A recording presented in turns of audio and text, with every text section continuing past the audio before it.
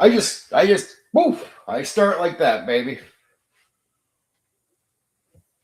We were on Discord chatting about getting a private jet, and then for some reason we got to the point of nukes going off, and what we do. And I'm like, hey boys, get your character sheets. We're gonna play a game. How you doing, kids? Welcome to the Condor DM show. Tonight I'm covering the tabletop role-playing game Conspiracy X. People say, like, when they got to start their stream, they're all like trying to get ready. I'm like, you're never going to be ready, baby. Just press the button. Press the button and go when you get there.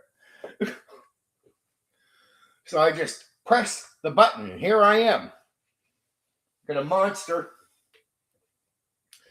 I went and purchased this green tea monster today.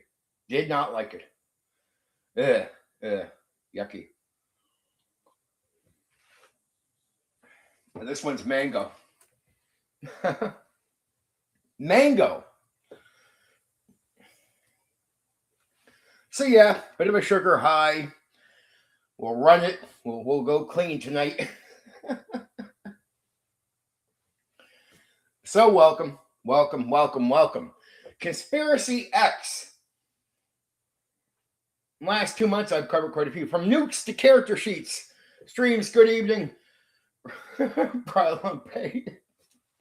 At least you didn't bring the bioweapon. That's good. Yeah. I was telling him we were talking about nukes on the Discord thing. Nukes dropping while we're up in a private jet that we're gonna go GoFundMe. Do a GoFundMe for a private jet. Just so we can game in the air. Stop Black Rose. We won't even need a map. We'll just look down. It's like, there's a forest. Okay, you guys are in the forest. It's like, hey, DM, can I get behind that rock? Well, as long as we can see the fucking rock, you can get behind the rock. What happens when we can't see it, DM? Okay, now you're not behind a rock. But oh my, tonight's going to be fun. Conspiracy X. And then tomorrow night is going to be an interview with YouTubers just not being YouTubing for some time now. Sam OG. Gonna be a good time. Yes, I hear you. A lot of fun to be had there, Black Rose. So Sam OG, I'll see if he wants to bring it up tomorrow night. He actually gamed with me. He was wondering for like about 2 years. He was like, man, we talked one night. He's like, can we game? So it came up in the conversation. I agreed to run him for a few sessions. And I did. And what he was shocked about was, he's like, dude, I really didn't think you do everything that you say in your videos. And I'm like, I do. Like, I tell people, I don't say anything I don't do or don't have experience with. There's no guessing game with me, right? So I'm always, if you notice my tone, I'm very confident in my advice and what I say. And the reason is I've done it at the table. If I say something works, it's worked. And then I've seen it work for multiple people. So I'm very confident. But yeah, Sam OG, actually, I ran a couple of sessions for him and he was just shocked. He's like, you do everything you say. I was like, yeah. And he had a good time. I think I screwed with his hit on the second session a bit too much. By the end of the session, he was like, man, that screwed his head really bad. But that happens if you let me get inside your mind. Watch out. Talking about nukes, I can drop one inside of your head, inside of your imagination.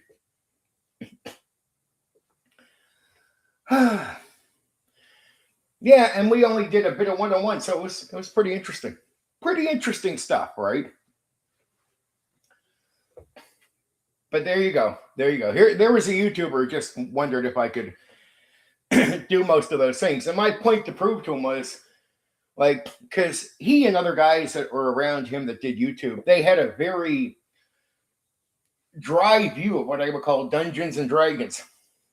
And I'm like, yeah, if you take things by the book, I guess, or if you take how a lot of people put it out there, I get how you take it. But if you give it to the right game master, I can make magic happen, baby. I can. It's like you're like thinking, well, Traveler is free and all that. I'm like, dude, give me D&D. I can do the same thing. And I'm a Traveler game master too, so to be straight on that. Conspiracy X. I've covered a lot of conspiracy games because I like the genre. I do. It's like a 2D6 game. I don't want to go too far into detail. I'll cover all the details tonight. Don't worry. Don't worry. Don't worry. There you go. I seen another response. It's a guy I like on X. He responded to well, if you guys know, recently on the stream, I responded to a guy on X that was talking about how do you get characters to react, care, and move forward in a sandbox environment where there's no railroad. How do you get them to be active without, like, by just dropping them in? How do you make that work?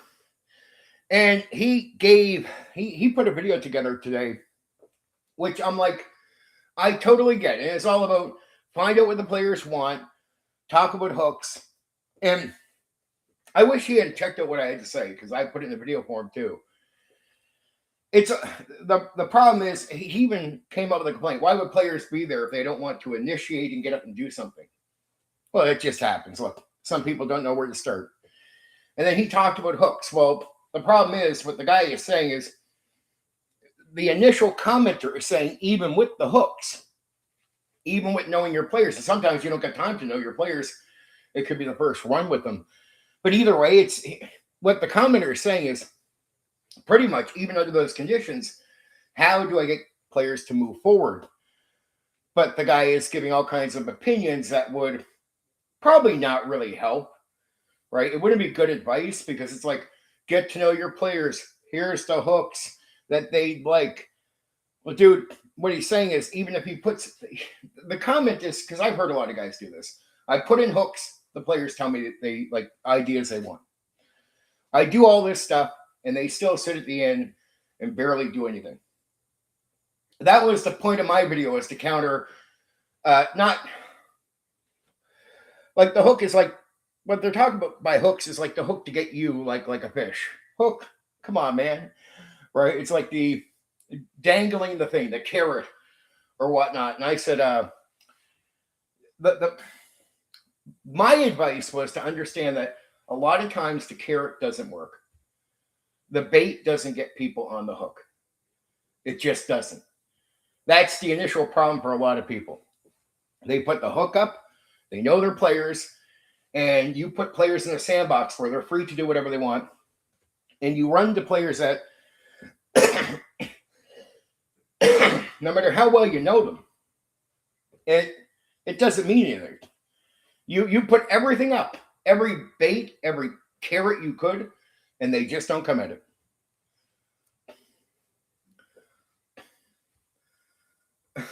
Used to actually hooking the players, pulling them up from the sea. I hear you. But it's like, look, guys have ran into this problem where I've talked to guys over the years and they tell me, like, look, I've done everything. I put the hook in. I talk to them. I know them. And they still don't do anything. So when I put my video together, it was saying, my advice is, despite that, here's what guarantees gets them going. And it's not really my advice as much as, well, it's my advice to apply to D&D. But the gimmick comes from a certain game, Traveler. Traveler understood this instinctively, the guys who made it.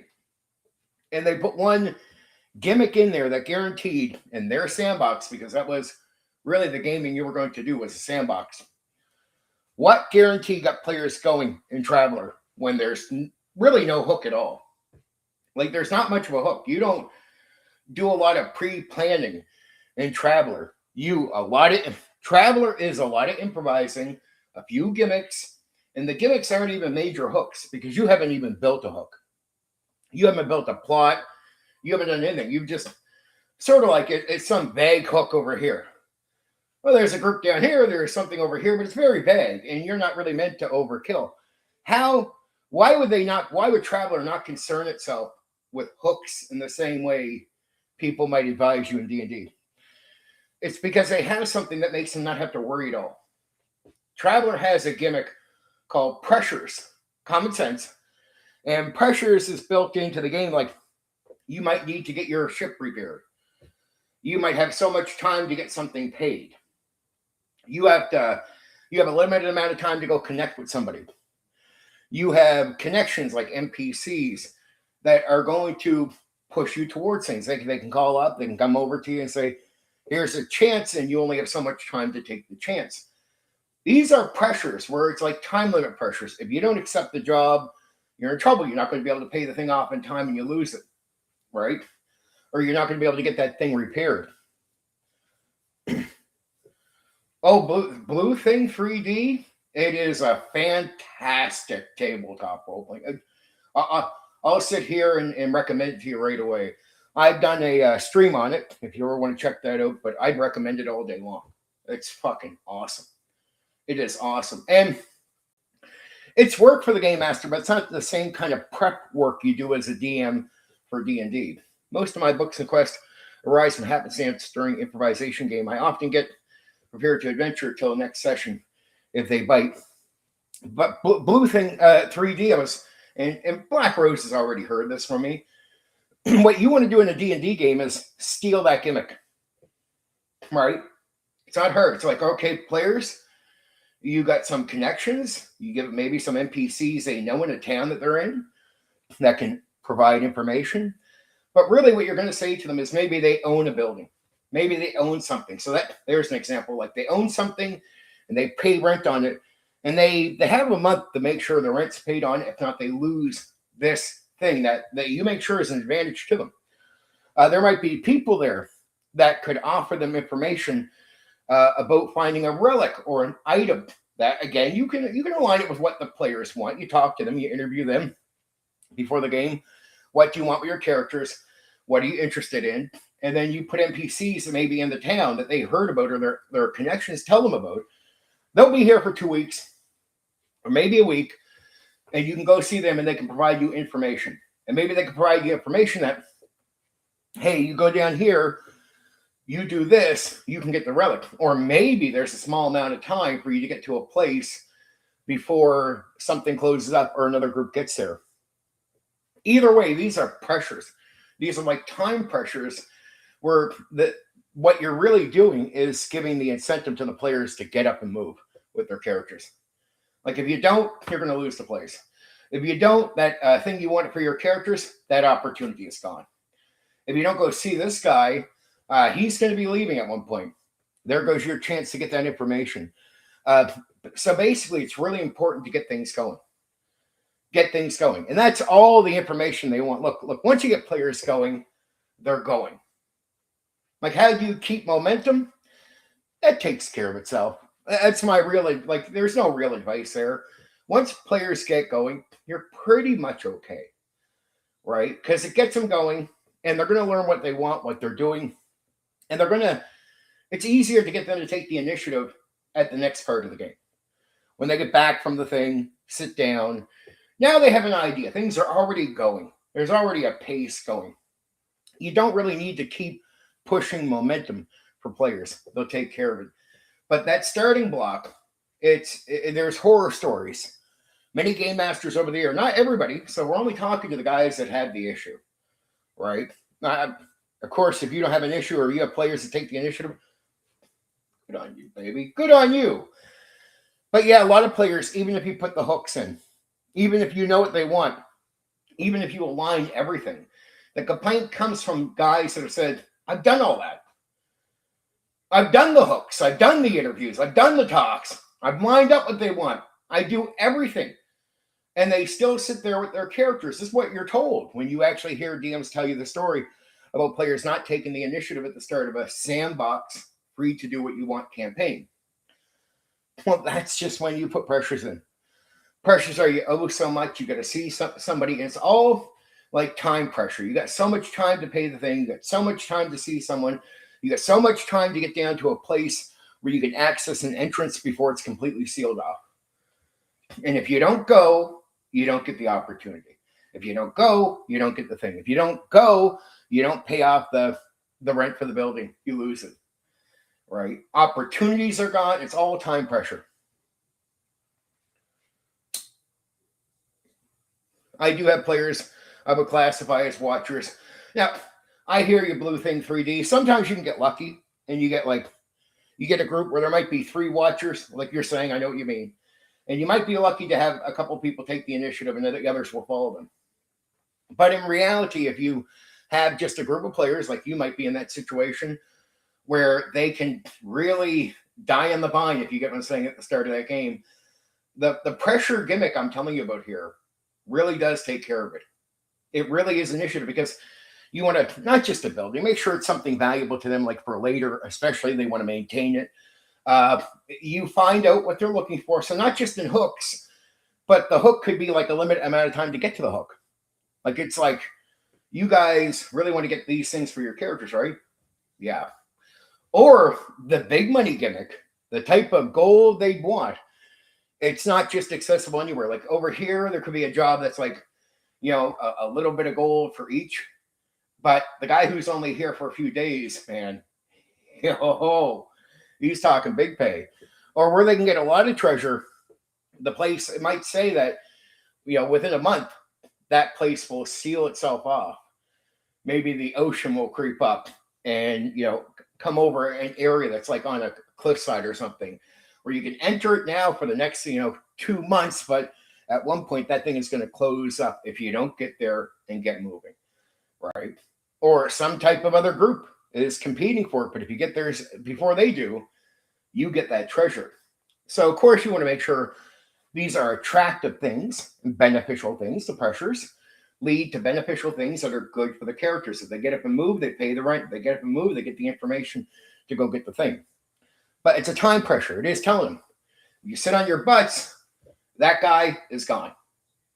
You sit on your butts and you wait too long, you're losing that place, right?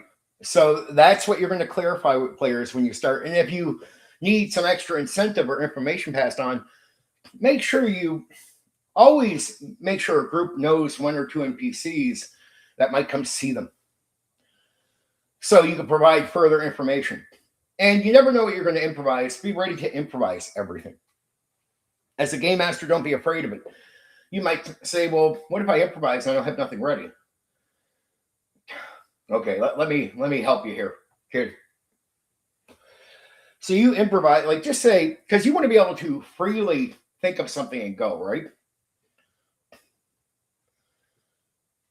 Oh, yeah. You could do that. And you wouldn't even have to make a full-on character, but characters you can slightly upgrade as time goes on if they survive or get a hit or get something, right? So you can start them off as treat them all as like monsters, make it easy on yourself. Give them like a starting couple hit dice and then just treat them like they're upgrading. You don't have to count it as levels, but just count it like they're upgrading. That's what you got to do. And that way you can have an easier time measuring them where you want them to be, instead of just trying to mechanically level them up. Like, trust me on that. You just want them to mechanically be where you want them to be, right? So you can upgrade them that way. But yeah, you can have a competing group. You can do all that. And these things you can make a lot of fun. But they are pressures. And these pressures are the type of thing you need. This is what Traveller does to get their players moving instead of having the game stand still. And it works. Like, Traveller can die in the vine and be a boring game if players just sort of sit around the place. I don't know what to do. Okay. See, Traveller is a paced game. A move forward, constant movement, constant push. And the way the designers for that game see it is they'll find a game that slows down boring, and they think their game is going to be boring to the players that play it if you slow down a pace. In D&D, some people don't care about that pace, and that's not going to be a standard for them. But in Traveller, that's a standard, right? So basically, the Traveller designer would look at D&D and the pace sometimes of that game and say, that's boring. That's the way they see it. I sort of agree. You want a pace to go. You want players to move forward, be active, and play the game. Pressures help. They really do. And I prefer a sandbox. So they were asking about emergent play. Emergent play just means to be simple, right? There is no pre planning. And that's what a sandbox is, right? Sandbox is just like sort of like there's ideas in there, like the hooks, and nothing wrong with having ideas, guys. So Blue Thing 3D, nothing wrong with having hooks, right? At all. It might be enough sometimes. But what about when it's not? Pressure is guaranteed that regardless to where the players aim themselves, those are there. And there are opportunities. It's not like a force. It's not like a railroad. Like if I say there's only so much time to get to the thing, and you got to be open to this. The players have the right to say, yeah, not interested. All right. Right? In a sandbox, you got to be ready to make it up. But when you make it up, here's the thing. When you make it up, just understand, no matter what you made up, that's what I was going to say earlier. In between sessions, you can work on that. So just say you improvise some idea, like, you know what, I'm going to say there's like probably a dungeon down there. And just say you never had no plans on a dungeon anywhere, or even a tower or something. It's just something you think of like, yeah, screw it. I'll say there's one down there. You can have the confidence to say it. And you'd be like, well, I have nothing built, Steven. That's all right, dude. That's all right. Don't worry. You'll get your chance. Between sessions, it's if they go towards that tower, all right, design your tower. There's your incentive right there. Right? You made it up on the spot. And if you really got to, it's common sense too. Don't be afraid to trust yourself. So say in the same session, they go straight towards the tower. And possibly you might move it right to there. You'd be like, I have nothing planned. Well, you can plan it during the go.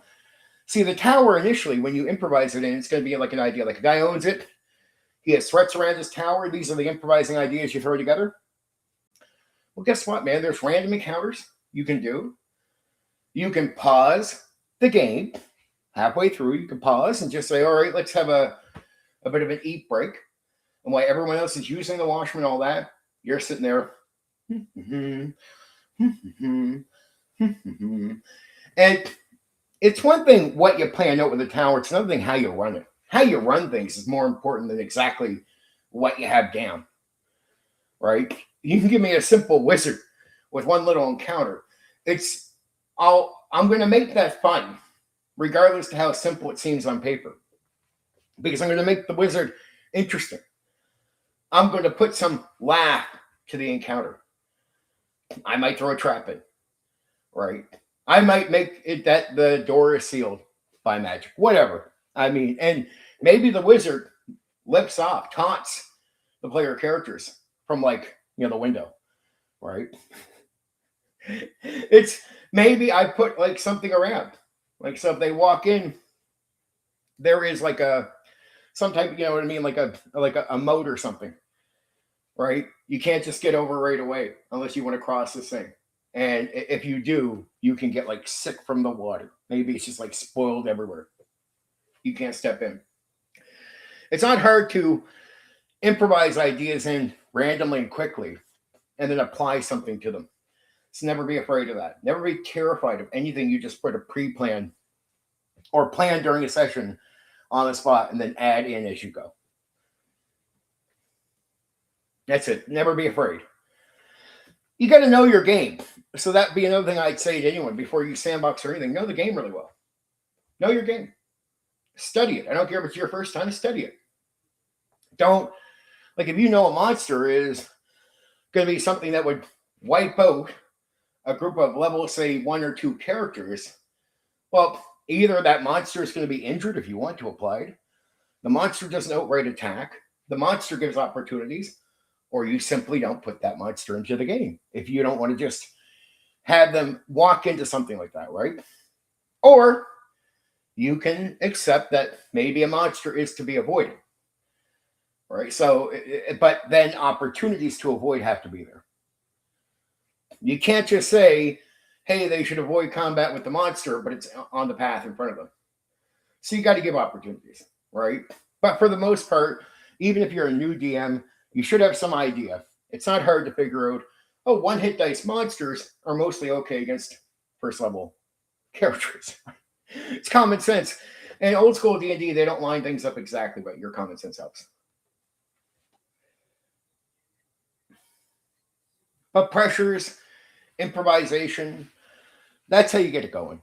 Don't be afraid to improvise. I like putting hooks in there and everything, but it's like the reason I talk about improvisation is not about the good ideas for what you pre-plan. See, the horror stories you get from DMs is not like that hook I pre-planned, man. No, they're not going to ask for advice on that. If players go towards that thing, they're ready. Right? If players go to the things you plan, you're ready. All the horror stories and advice you need is for how do you deal with it when players don't go towards anything you planned. So first off, you get the players up and going. Pressures. What if they just go in a direction that you just have not sorted out in your head? And you have to make the session work. So they might want to go at something where it's just like, okay, I didn't really plan that out. What are you going to stick them at the town for the next 4 hours? No. So you're not going to do that. In old school, it'd be like 8 hours. But I mean, so you're going to have to look. Sometimes they're going to try to move forward on things that you haven't planned out. So the advice people need is that improvising advice. The pressures. You don't need advice if players just get up and go towards your hooks.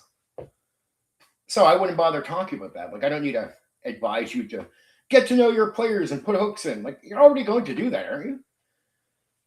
You don't need, that's not the problem you're running into. Of course, DMs want to know what their players think. And there's some DMs out there that can be careless. So, yes, of course, it's basic good advice to know what your players want and to design things around things. They might say, well, this is what I want my character to have. This is what my character's going to go after. Well, of course, design some things that relate to that, opportunities to that character. But the horror stories are usually never towards that. The horror stories are complaints or people running into problems or running into issues when the players either don't get up, and when they finally do get up, they don't go after anything you have pre-planned in your head. And you can't just have it nowhere. It's like, if a thought comes to you and they're walking to a corner of the town where you have no ideas, well, either it could be a boring session where you have them sit there looking at a wall, finding nothing, or you can be brave and take advantage of what you might come up with as they go there. So if you think, well, I should do that, I could do this. A lot of DMs will tell me over the years, well, even though they thought of it, they're scared to do it because it's really not planned out, right? They could have that guy say something, but they won't. And they can get a sort of locked in a session. I'm like, you got to take your chance. If they go there and you come up with something, run with it. Just run with it. Be brave and run with it. Trust that you can improvise and trust that in some cases you'll get time between sessions where you can then develop that into a thing once the players get on that path, right? Improvising is one thing a lot of guys are scared of. They're honestly scared of improvising. A good experienced DM will tell you they can run a game without prep. And to a lot of DMs, that sounds a little scary. But does that mean that guy is really more skilled than you? Is that what that means? That guy is just a better game master than you are? In most cases, no. You know what we discover as game masters? That make your shit up as you go? It's not hard.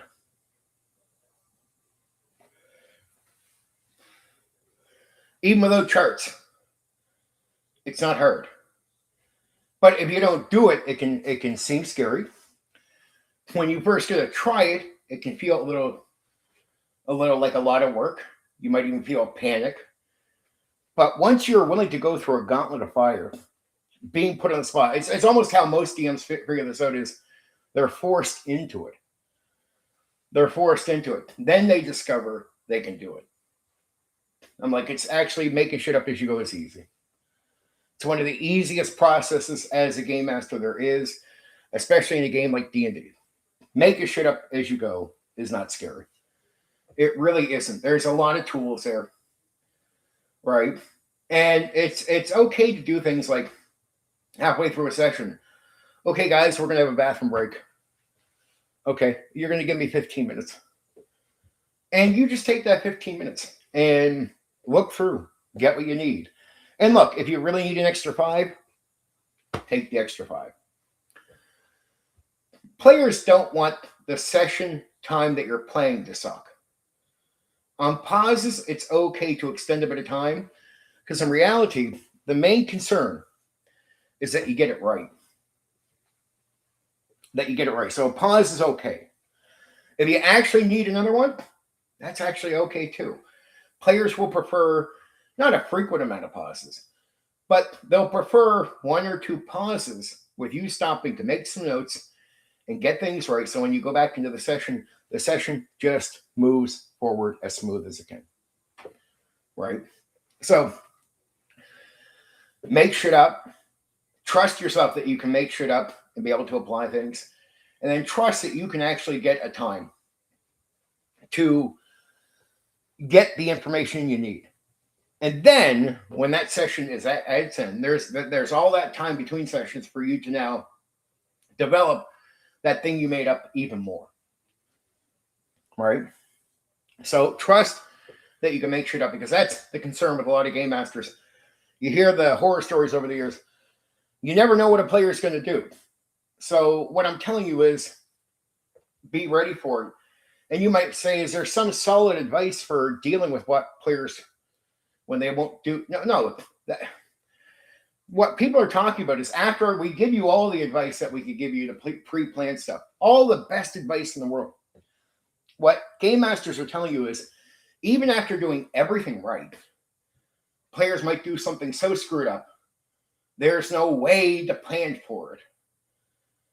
And there's no solid way other than just making shit up as you go to solve the issue.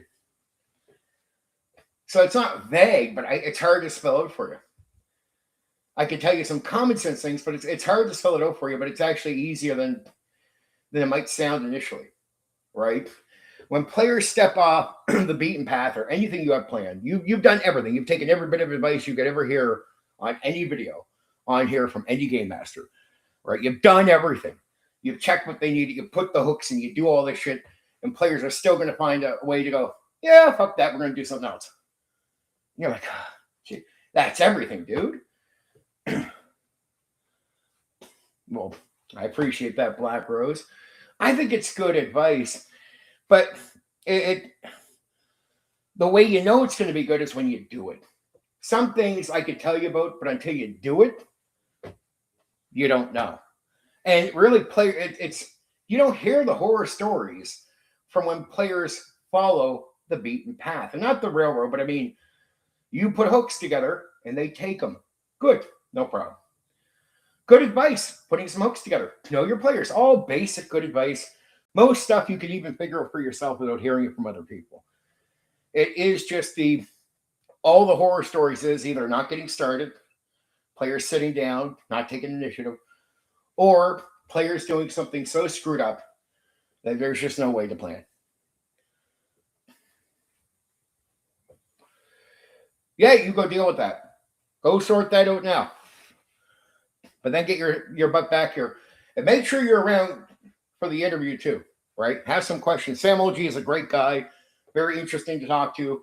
And probably be a little bit more personal. So definitely come with some questions for that. That would be fun, right? So there you go. There's your emergent play advice. Pressures and trusting yourself to improvise, taking pauses when you can. I hear you. And I'll keep you to that. But it's taking pauses when you can. Yep, go do your thing. Taking pauses when you can, and then taking that time between sessions to work on whatever you made up. And that it can seem like a mess, but it will work itself out. Actually, some of the greatest gaming you'll ever do is not your pre-planned hooks. Some of my best experiences is when players just go, I get some hooks here. Yeah, fuck that. I'm going this way. Okay, so I'm going to make some shit up, but it's oddly from developing from what seems like a mess at first, develops into some of the most amazing things I've been forced into coming up with. Right? It's I got to start just making shit up. It's like, okay. But there's an inspiration to that too. As you're making stuff up, at first it's like, okay, I had to make that name up. I had to do this. I had to come up with this thing. And then you have to start justifying what you said, what the guard said, what the offer was. And man, oddly, that can become like an inspiration. And you'll be very happy with what you developed out of nothing. I started some campaigns over the years where I hop in with like 2 hooks. Not even concerned at all. You'd be like, well, Stephen, why? Because I went into it wanting to make shit up. Like my whole intention was to put some pressure, but just going, okay, what do you guys want to do? After pressure's on, because they're going to have to get up and move and do something. And then just go, yeah, fuck it. Let's all just make shit up as we go. And not because I was lazy. I loved it so much coming up with my creativity through being forced through a bit of a gauntlet that I've enjoyed the process, because once you know you can do it, once you've gone through that fire, you stop being intimidated by it. That's why you'll hear experienced DMs, really experienced DMs, say, yeah, I can run the game without no prep at all. And what they mean is they don't even need hooks. They don't even need a campaign. They're just like, yeah, give me a town. Okay, sure, that's town. Let's drop the players in. Like, I know myself, I could wake up in the morning, someone could hand me like an island. Say it's like a medieval fantasy place. Give me some random location. Give me a town on the island. I come up with some ideas. I might who be in the town, some vague things, right? And then go. And then any questions players ask, I'll just make up the answer. I'll make it up as we go. Like, I'll completely go raw. Like, not raw, but I mean, raw as in there's no plan. There's no hooks. There's no nothing already in my head before we start. And then just start. And then just come up with everything as we go. And I'm super confident I can do it. And to experiment, I've done it with a few game masters over the years, right? Like, Steven, you just got in. Yeah, well, you think you can run something for us? Like, I got nothing planned, dude. Yeah, we know. We got like an island drawn up. Okay, give it to me. What game? Second edition? Or Tunnels and Trolls? I'll be like, yeah, fuck it. Let's go. Let's do it. Give me 20 minutes. And like, no hooks, no nothing. They just, in the first 5 minutes, they tell me who their characters are. Okay, all right. Give me another 15 minutes. And then 15 minutes later, I start the session, and 14 hours later, the session ends. And the guys are fucking thrilled up and down with the 14-hour session from me having 20 minutes to prepare for it with nothing when I walk through the door. Right? Because once you know you can do this, you just do it. Once you realize you can just make shit up as you go, you just do it. You stop being afraid of it. But honestly, like many of the DMs out there, if I went back and asked them when they learned this, they wouldn't be able to give you an answer, because it's hard to remember sometimes. Like, you don't mark it down when you've taken all this in. Like, what it's like, sometimes you'll be forced 1, 2, or 3 or 4 times. But after like the 4th time, you're like, fuck it, I can do this. And if somebody asked you, when did you pinpoint the moment you knew you could just make shit up and go? Like as confident as you are. 99% of game masters would never know. They couldn't even give you the answer. I don't know when it happened, just happened. They'll just know they can do it now. So it's like a theater of the mind combat. You want to see things that are lost in time? Well, imagine today you hear a lot of guys from the D&D world say, you can't really do good theater of the mind combat with D&D. Like pure theater of the mind with no miniatures. They say that, and here's what I would say. A lot of guys don't anymore. But I came in the hobby in 1987, and it's like 70 to 80% of the DMs didn't even use paper. They didn't use paper. Sure, so didn't use miniatures. They used pure theater of the mind. Now, I mean, large scale combat was done like breathing air. Like in the mind. DMs remembering every detail from round to round, informing players about everything. And then suddenly here we are in 2026 when you hear guys on panels that will say confidently, you can't really do large scale combat with D&D without miniatures. I'm like, well, guess what we found out back in the old school? With the right pressure, you can. Actually, the majority did. In most cases, they had no choice but to. Right? Miniatures were quite costly. And it wasn't until the 90s that you start seeing amateurs making their own plastic and making their own things, because it still was not mainstream. There was no mainstream company producing all this stuff. You don't get that until WotC around the early 2000s. But how did guys know they could do pure theater of the mind combat? They're forced to. They're forced to. So they try it. Nothing's perfect at first. You might go through a number of sessions where, you know, you're a little flaky, right? You make mistakes as DM, right? But after like 4 or 5 sessions, you realize, like by the 6th session, you're like, okay, I can do this. And you start realizing you can do the combat, and the more you use your imagination is what you discover as a DM or game master, the more your memory works better. And that's backed by science too, right? Your memory actually produces better. The more better you are using your mind when you're thinking about things, the better you remember things.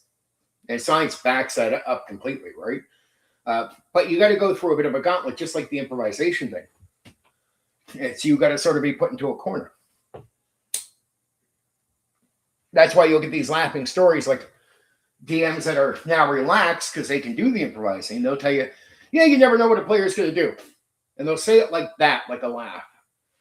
Now, to a guy who's not ready, whew, that's scary. To a DM that's been put through the gauntlet, and they know they can handle it, it stops being scary.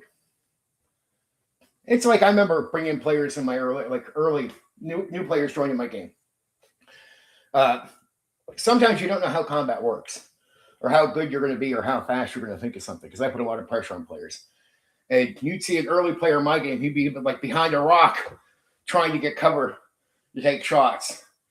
And then there'd be another player with his character, knowing how often he's not going to get hit, standing up beside the rock going, "You okay, kid?" And it reminds me of a movie, Black Hawk Down. And it's a terrific moment. In the movie Black Hawk Down, there's this young soldier. He's just behind the wall thing, and they're getting shot at. And he looks at like the higher rank guy. He's like, because the higher rank guy is standing out in the middle of the street while they're being shot at. It's like he's standing out where he could be shot, but he's just not scared at all. The other guy's like ducked behind the thing. He's like, "Do I shoot back?" He's like, "Oh, I'm shooting at you, so go ahead." He's like, "Okay." But why is there a guy? Why is this older, higher rank guy standing out in the middle of the street when the other guys are hiding around the corner like this? Because he knows he's likely not to get hit, so he won't be afraid. I remember watching this military sort of documentary by this English journalist, and he's going out with the military on his first day ever going through this, because he's never done this stuff before. He goes in, and when they start getting shot at, man, him and his cameraman lay down flat, hitting the ground, terrified out of their mind, scared. After doing it for a long time, for months, when you find him closer to the end of the documentary, they're filming, but him and the cameraman are up. They're up because they know they're likely to not get shot and hit, right? And sort of weirdly to say this about game masters or people in the hobby, when you first are put pressure's put on you to achieve something, you really think you might fail. You're scared you're going to fail on the theater of the mind combat. You're scared you're going to fail on improvising. But what you're going to find out is once you go through the pressure, once you're forced to go through pressure, by the other side of it, you realize, actually, I can improvise. Actually works. I can do that no problem.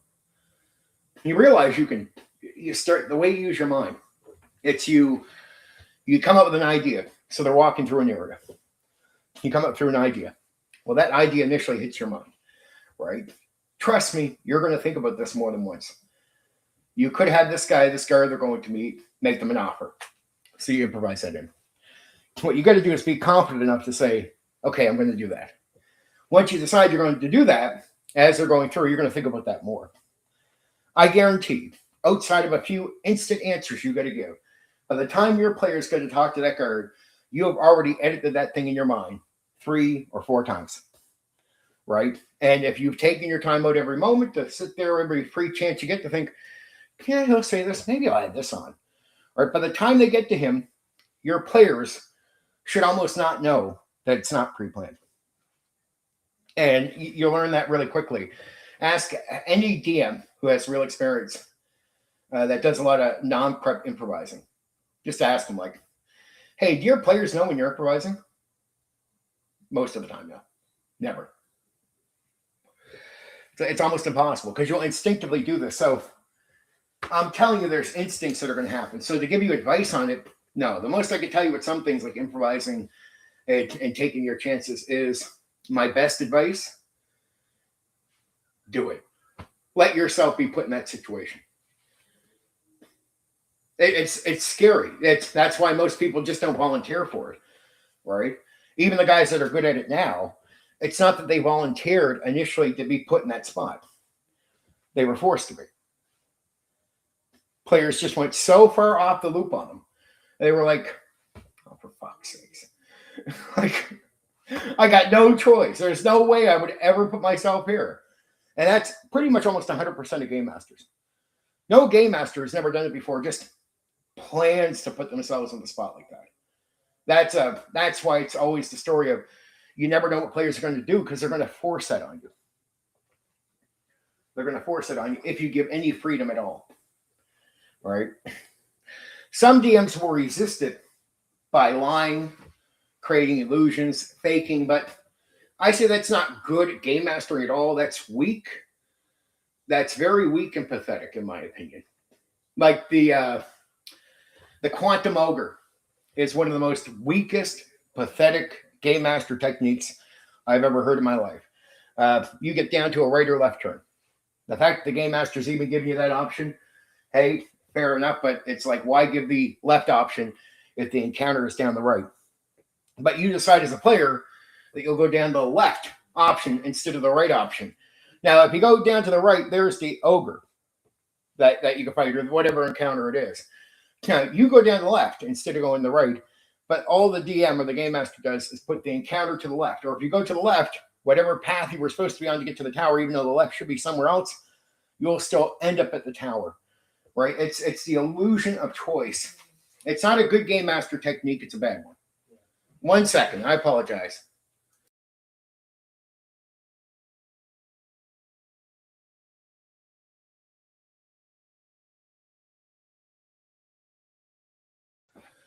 Live things happening. Sorry about that, folks. But there you go. That's the first 40 minutes here, closer to 7 o'clock. I've given you some vague talk on improvising, some good talk on pressure, but I've done these talks before, right? And there you go. There you go. I hope that's helpful to somebody. But people need to hear it. People need to know that I really do. I think it's a weak thing to trick your players. See, I always believe in freedom and let players do what they want, right? Like, let them do what they want. But that means when you let players do what they want, you can't be tricky either, because tricky is not clever. It's not intelligent. It's not good game mastering. It's trash game mastering done by a very simple-minded person. It's a simple-minded trick. There's no genius to it. The encounter's down the right, but you put it down the left. Or the path to the tower's down the right, but they go left and they end up at the tower anyway. A child could think of this idea. So there's nothing clever or intelligent about it. It just says you're very, in my opinion, because I set a standard, I'd be critical of you as a player. I would not like your game. because I would think you're a simple-minded fool. Like you can't handle me going down left? Yeah, well then I don't think you can handle game mastering. Get off of that fucking seat. Right? That's not your seat. You can't handle it. You're fucking mentally incapable. That you're the last person that should game master. That's my honest, harsh opinion. I have a high standard for who runs the game. And I hate the idea that you just put any silly person there. I hate the idea of downgrading the game master role. I hate hearing people talk about it that way because it's, as a hobby, we want to attract people, the best of us, to want to take that role. But here's what I found over the years.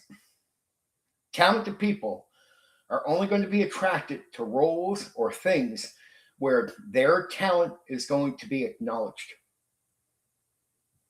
So if you bring a talented person in and he's willing to put his talent forward and be a great game master, and he can be acknowledged, but next thing you know, there's a throne beside him and some guy who can barely think and drools out of the side of his mouth and can barely do anything and has no talent at all, he can also get the seat beside him.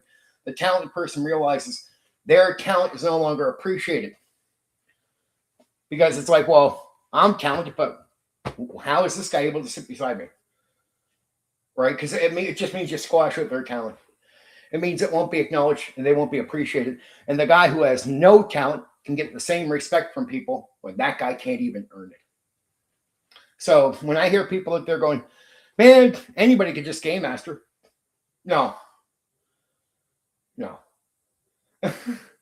If you want to do raw rules as written, you could pretend to be a game master, but you're not the real thing.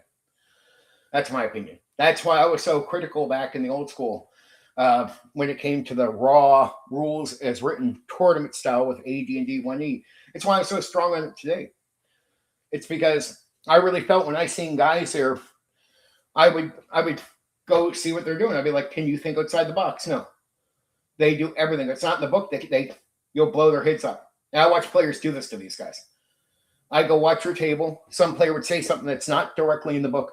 And most of the guys running raw with a module would absolutely cave in. I mean, collapse right in front of you. It's not in the book. They're fucked. And people would ask me, well, that's a DM too. I'd be like, if it is, you're going to tell every talented person it's not worth taking up this role because their talent won't be appreciated and they won't be acknowledged. Any Tom, Dick, or Harry who fucking drools out of the side of their mouth, if they could take up the role, why would someone with talent want to waste their fucking time? Go to the video game world. The best players you find, I mean all of them, are going to go to games where their talent is outright acknowledged. Like go to the Call of Duty thing. You'll notice they have that all these tournaments, and you'll notice they don't have the best players playing the Call of Duty games.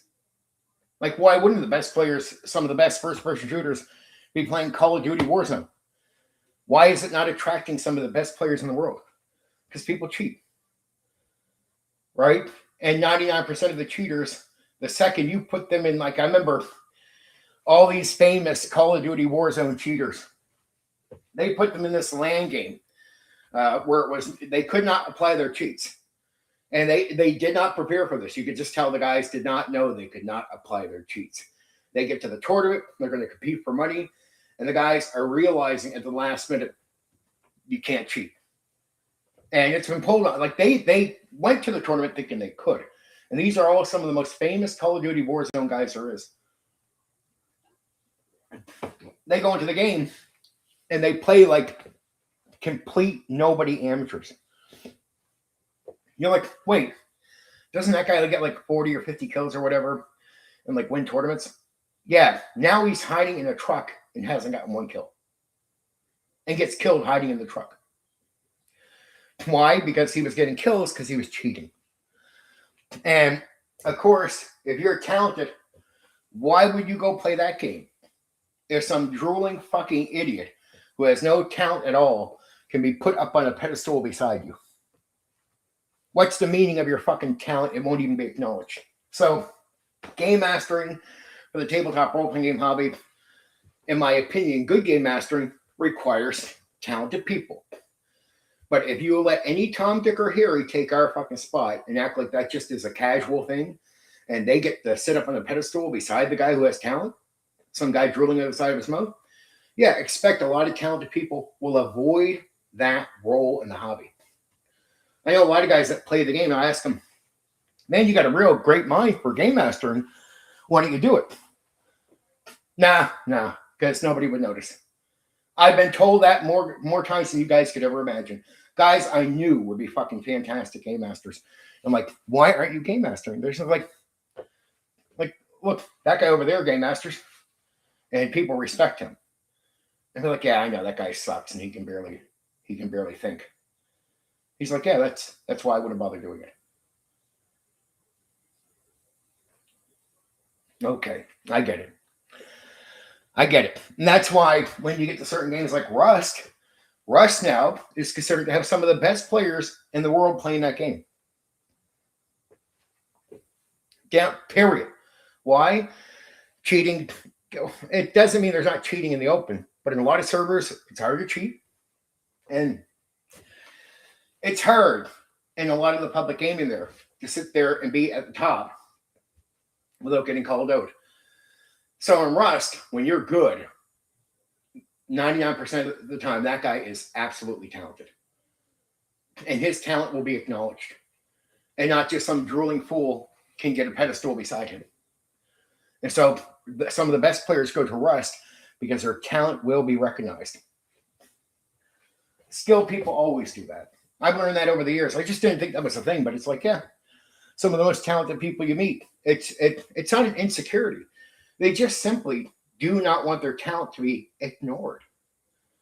We're all competing in this world to get ahead, right? In some way. It's not petty. It's just, hey, if I'm really skilled, I want to go to a place that acknowledges it. That's why Fortnite lost a shitload of its best players after a certain point. And people are like, why? Why did you sort of Fortnite die as a competitive game? It's because cheating overtook it. It became Call of Duty Warzone. All the best players are now just cheaters. And nobody knows who they are anymore. I remember we knew Ninja. Who do you know now? Nobody. There's no big name now. It's because so many people cheat that any talented person that would come into that game will not be acknowledged. They'll have to sit beside a bunch of people that couldn't tie their shoelace. All right. So they're talented people won't waste their time. They'll abandon that game and they'll go to a game where they'll be acknowledged. The hobby is no different. When you want to draw talented people want their talent to be acknowledged. That's as simple as it is.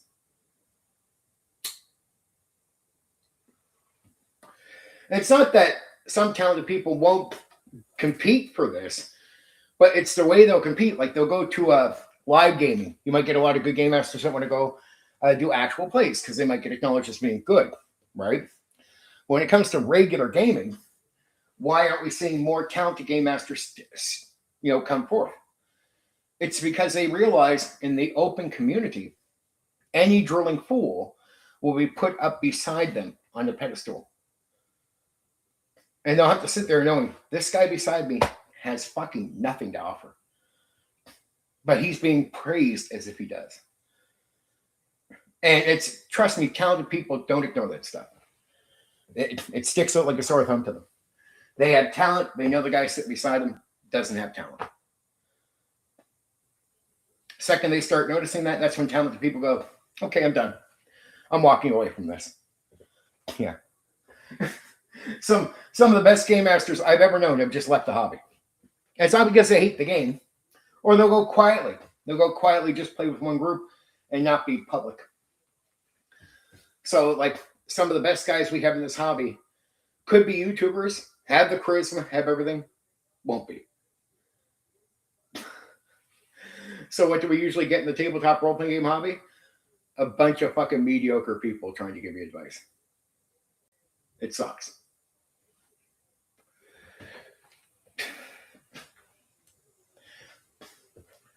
That's what you get. A bunch of vague, same, mediocre fucking opinions. And I hate to be so fucking poignant about that. Running modules well and making them fun is hard as fuck. I hate using modules. Blue Things 3D, I agree with you. Modules can be a pain in the ass. And here's why I think they're a pain in the ass. It's not about talent. It's about the idea that you're running another Game Master's game.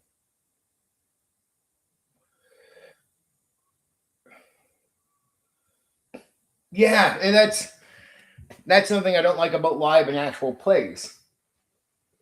It's like, I don't have nothing against some of the guys that do it. I watched one recently. I thought the guys were doing a pretty good job on the actual play.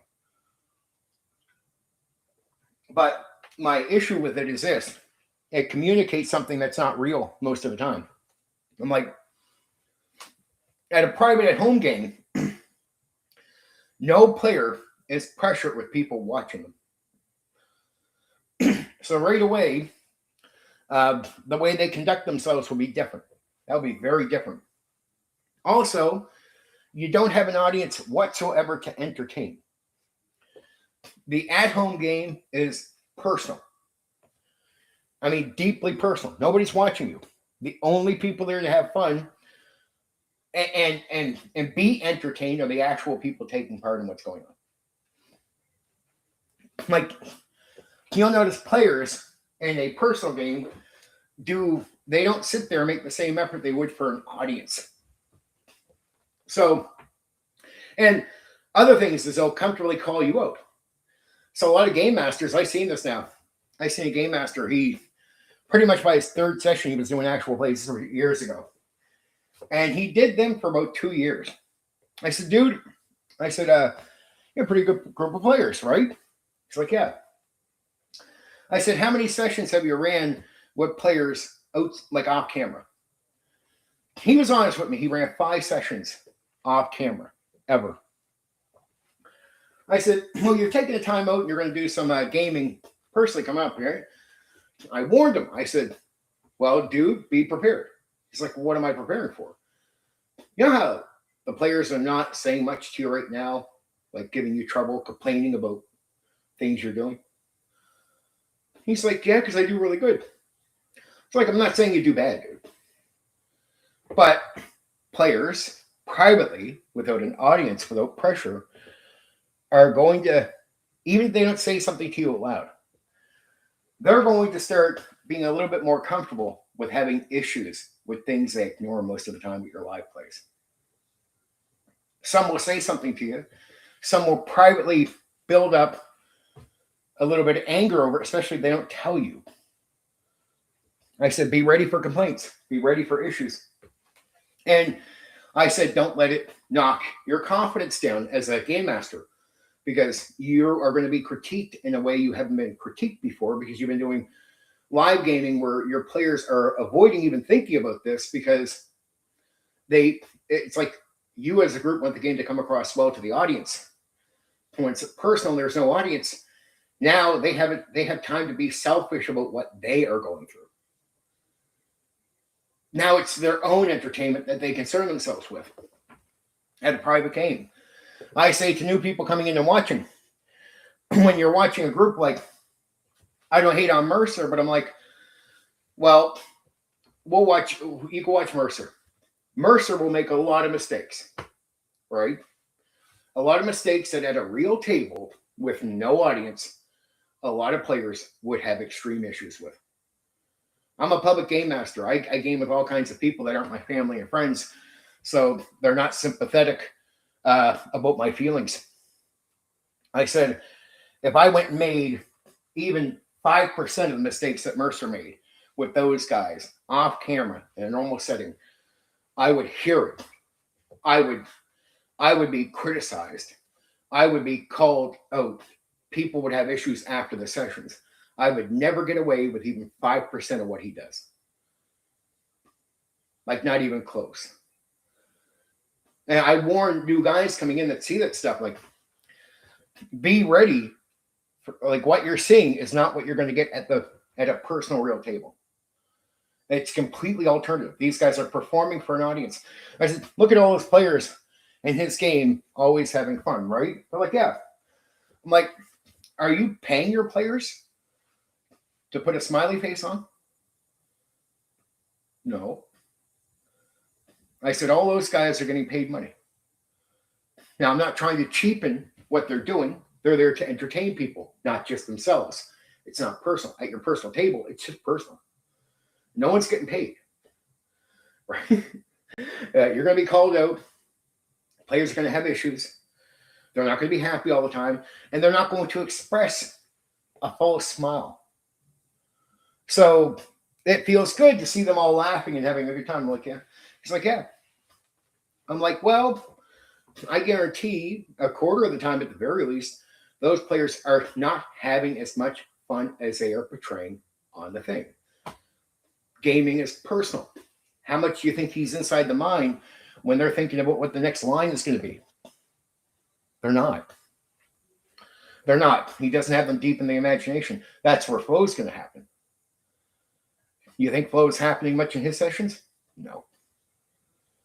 Am I attacking him for that? No. They're performing for an audience. I get what they're doing, but that's not what you're going to do at your table. So it's, if you look at Mercer's game or any live game like that, what you're going to do personally is a lot different than what you see on camera. It's so vastly different that you got to be ready for it. And your confidence needs to be able to take a hit and not walk away. And I met a lot of guys, they watch Mercer, they start into the hobby, and then after a few weeks, they stop. They can't take the criticism. They don't know the players aren't going to always be happy.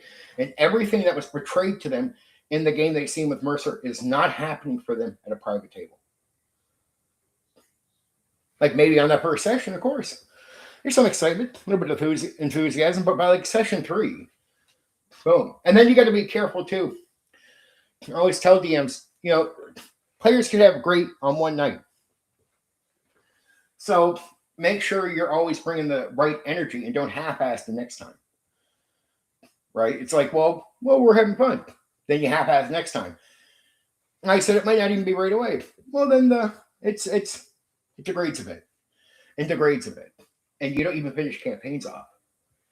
Right? Because you get to a certain point where things are just, you're not bringing the same excitement or same energy.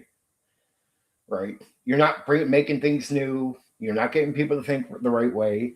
And sometimes on that first session, especially if you get energetic players, there's a lot you don't have to do to keep things going. Keep the enthusiasm going. The problem is that fresh enthusiasm will not be there by session 3. So there's something you got to do. So if you show up at the table like you did on session 1, your sessions can start going down like this.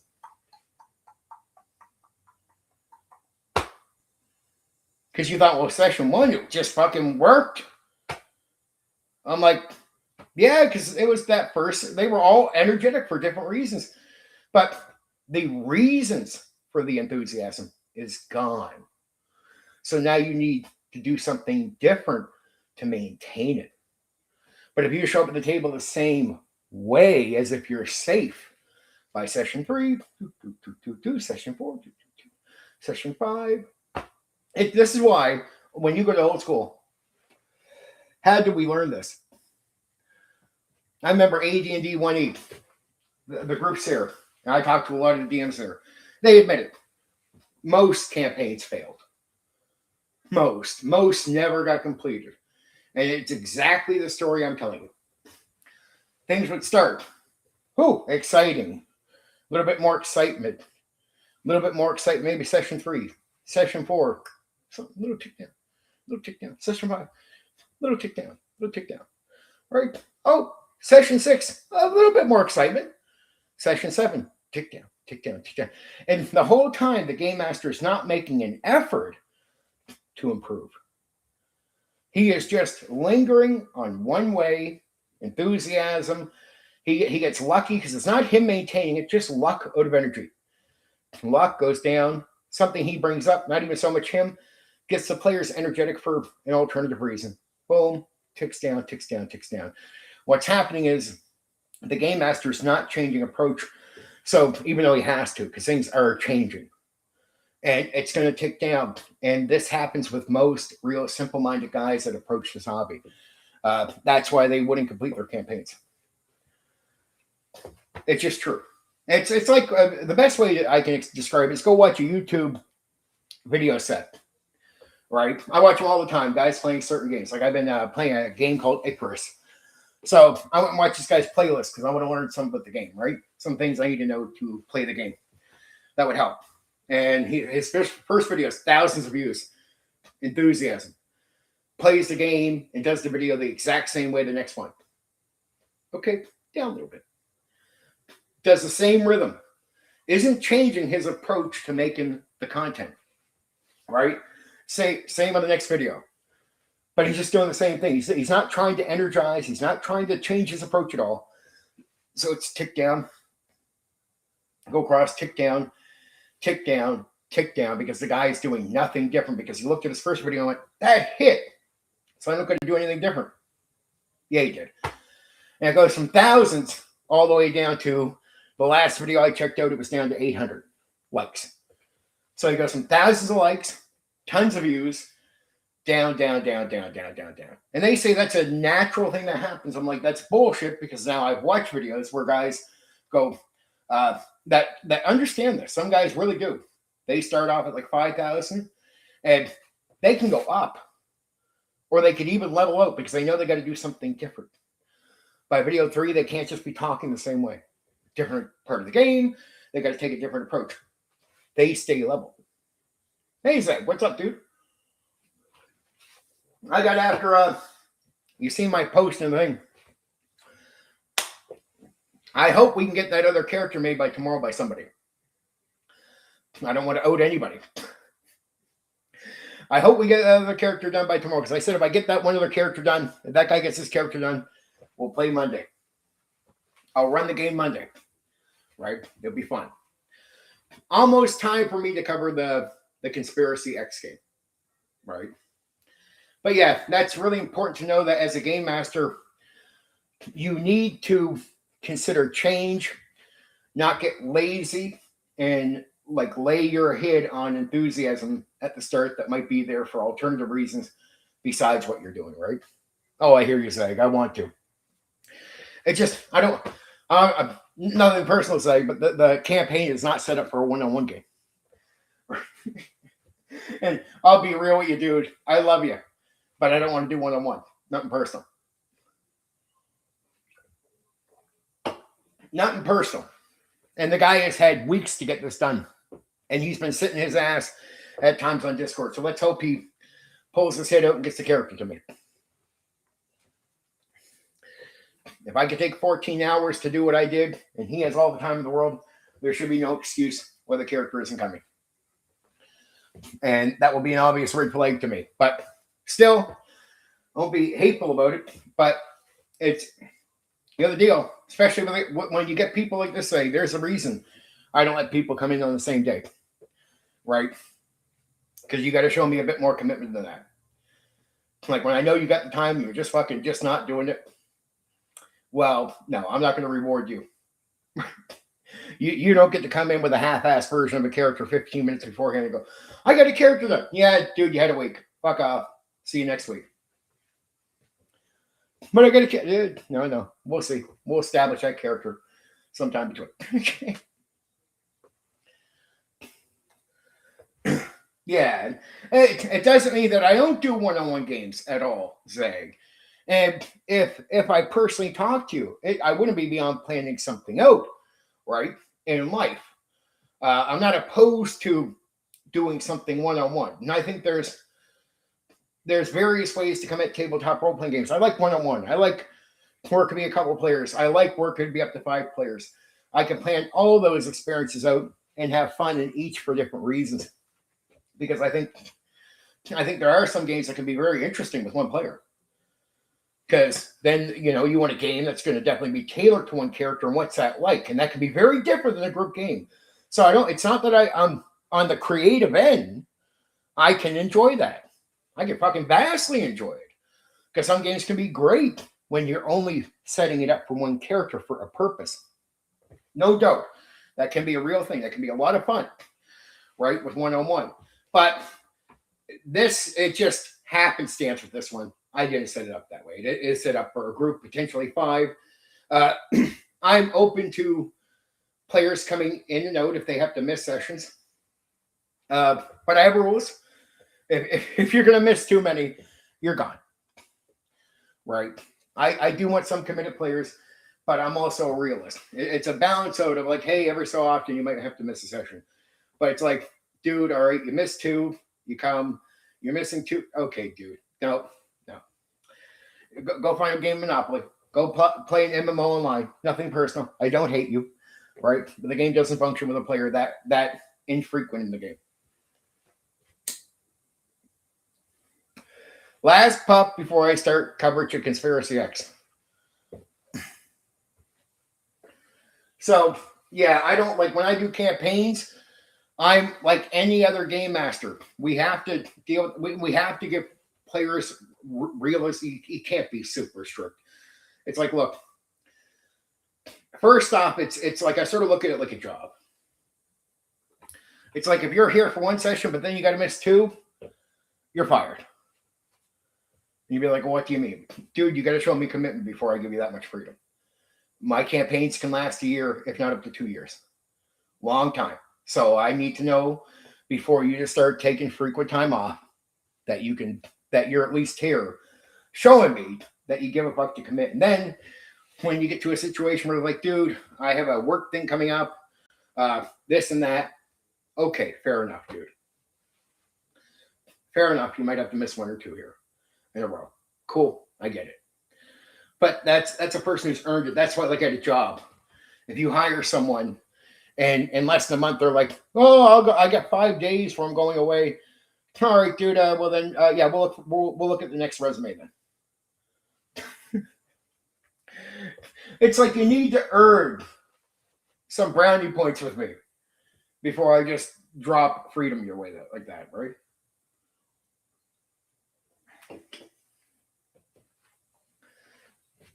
Too many red flags. And the sad thing is, here's why I tell people I've been doing this since 1991.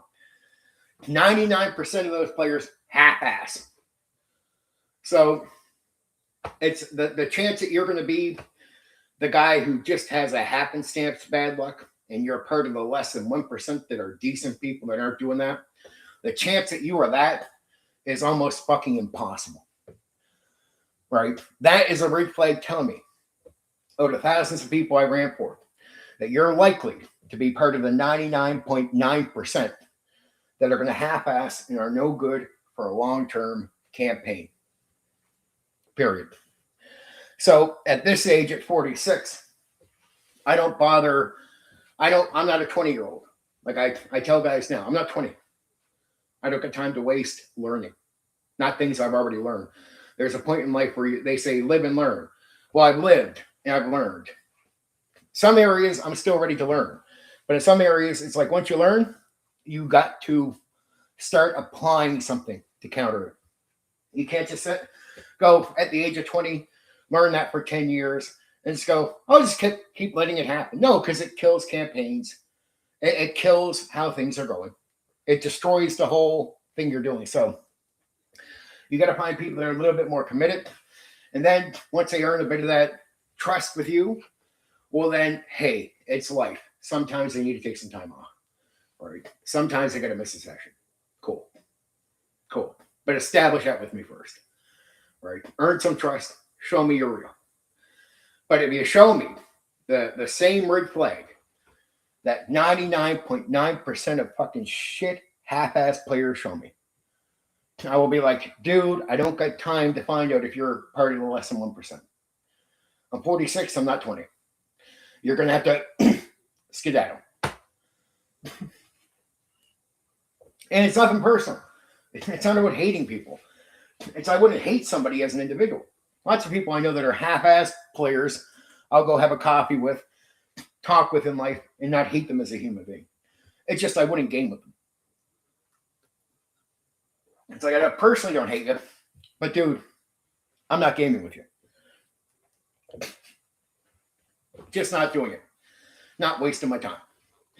But the payoff is, because I'm so fucking picky, Zeg, that by the time I get a group together, we get committed campaigns, completed campaigns, fucking fabulous, top-notch experiences.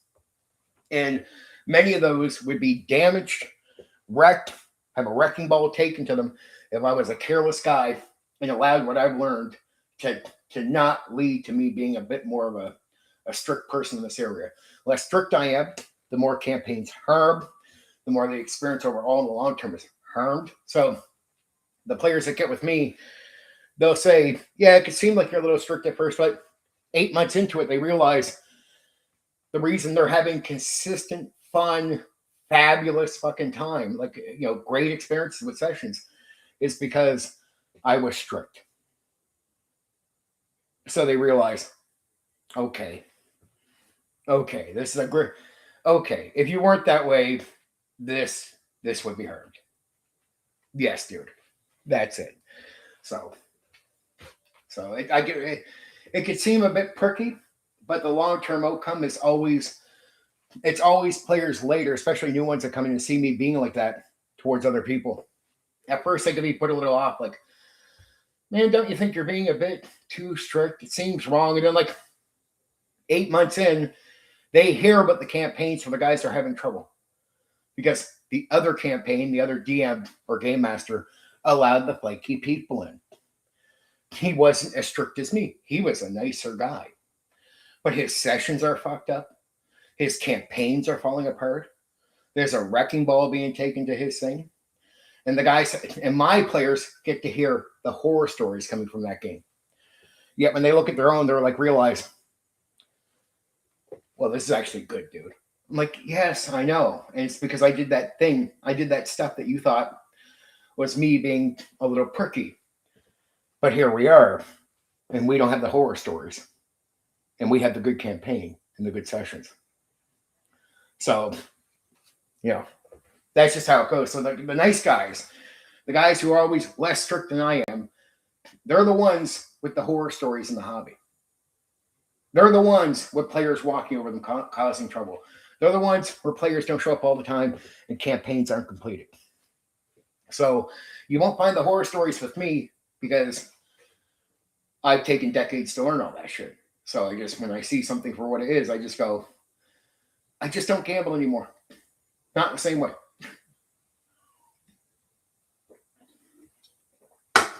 There we go. Monster completed. Just in time. Just in time. So yeah, that's why I'm so used to people that aren't used to the gimmick of putting games together. It's, they don't know. So they're always questioning. But it's like I tell players, dude, I appreciate what you think, but I'm numb to this. I've been doing this for decades. You don't know how many times players, when I was starting off a campaign, man, you're being a bit too strict. I'm like, yeah, I know. Then we do it. We have a great campaign. Next group, new players, you're being maybe a bit too strict. Yeah, I know, but I do it, and we have a great campaign. And it's like, it's after with so many hundreds of players doing that. At one point nowadays, when players are going, well, you seem a bit too strict. I'm like, dude, I have no feelings when you say these words to me. I'm so numb to people that don't understand. It's like, you seem a little strict. Okay. I don't even, I'm so numb. Like with my reaction, I don't even have the energy to explain. Like, yeah, all right. You can leave the game if you want. I don't give a fuck. Either you're going to watch me be strict with this guy over here and accept it, and you'll keep playing. Or you'll play in the game. Or you can misunderstand what I'm doing, and you can leave. Up to you. But the difference between my game and the next guy's game, who might do the things where you're like, that guy's a really nice guy. I'm like, yeah, well, that's a guy that's going to have the horror stories. All the complaints, the things I have to come in and fix, right, behind him. He's going to be the reason players behave badly to begin with. The nice game master is going to be the reason a player has bad habits or develops bad habits and leaves that game with bad habits.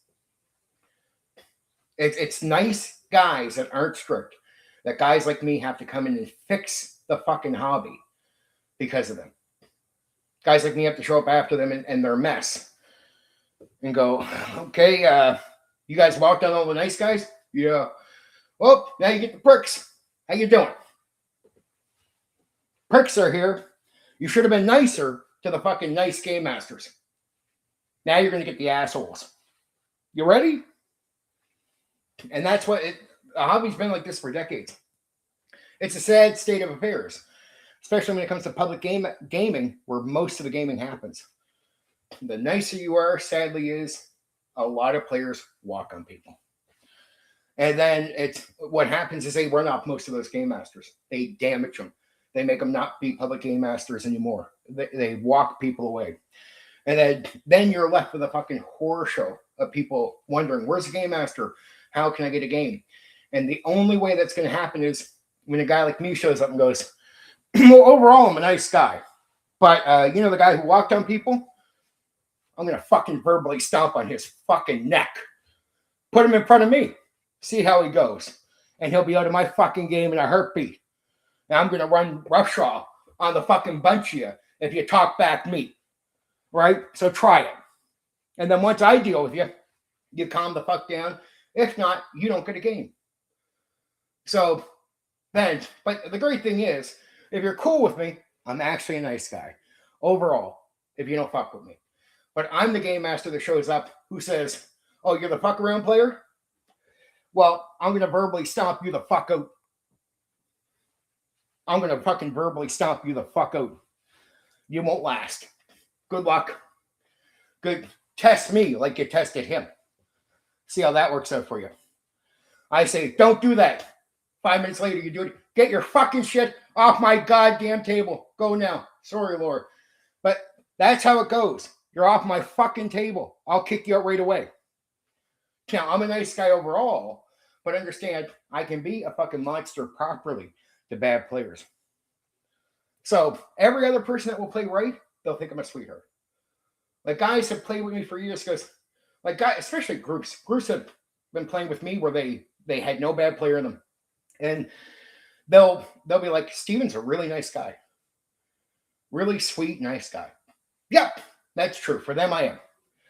Right? But I've had one player leave a group like that, and he comes over to another group, and he sees two bad acting players, and then he watches me fucking strip these guys down. And when they don't follow me, they're off the fucking table, and he watches me be a monster. And he's like, I didn't even know you could be like this, dude. I was like, well, now you're being introduced to it. How you doing? Right? This is me doing what the good game master did, and he fucked up a part of the hobby doing it. Him and a whole bunch of people doing that. Like, I'm here to filter out the bad actors. Right? And here's what's good. Here's what's good about bad actors. Most of them will actually behave correctly when you don't take shit off them. Right? Guys will actually respect you. When you don't take shit, they'll adjust. When that bad player comes into my game and I say, yeah, don't fucking do that. You do it again, you're off the table. That guy will be like, oh shit, he's not like the last guy. He's fucking serious. Okay, a lot of guys will actually act right straight from there, and I won't have an issue with them. Right? But there'll still be a percentage of those guys that will test the water again. I'll be like, yeah, off the fucking table. There you go. Okay, let's get into the game.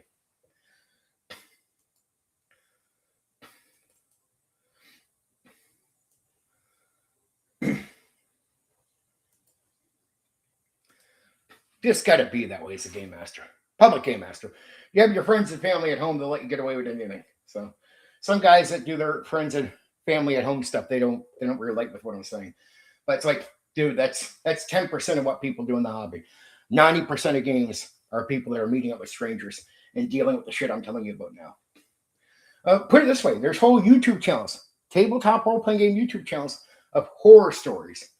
If you don't think the horror stories I'm telling are real, go check out, there's a multitude of YouTube channels with large audiences, and all they do is stories every day, and they have more than they could fucking imagine of horror stories. And what are 99% of the horror stories?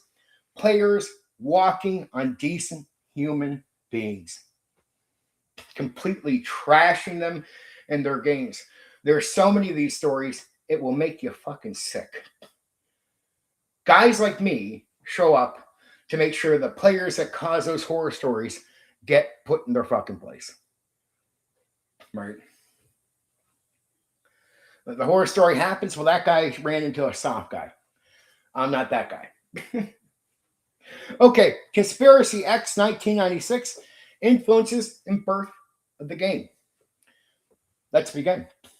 The 1990s were the perfect time for a conspiracy RPG. It's always a good time for a conspiracy RPG.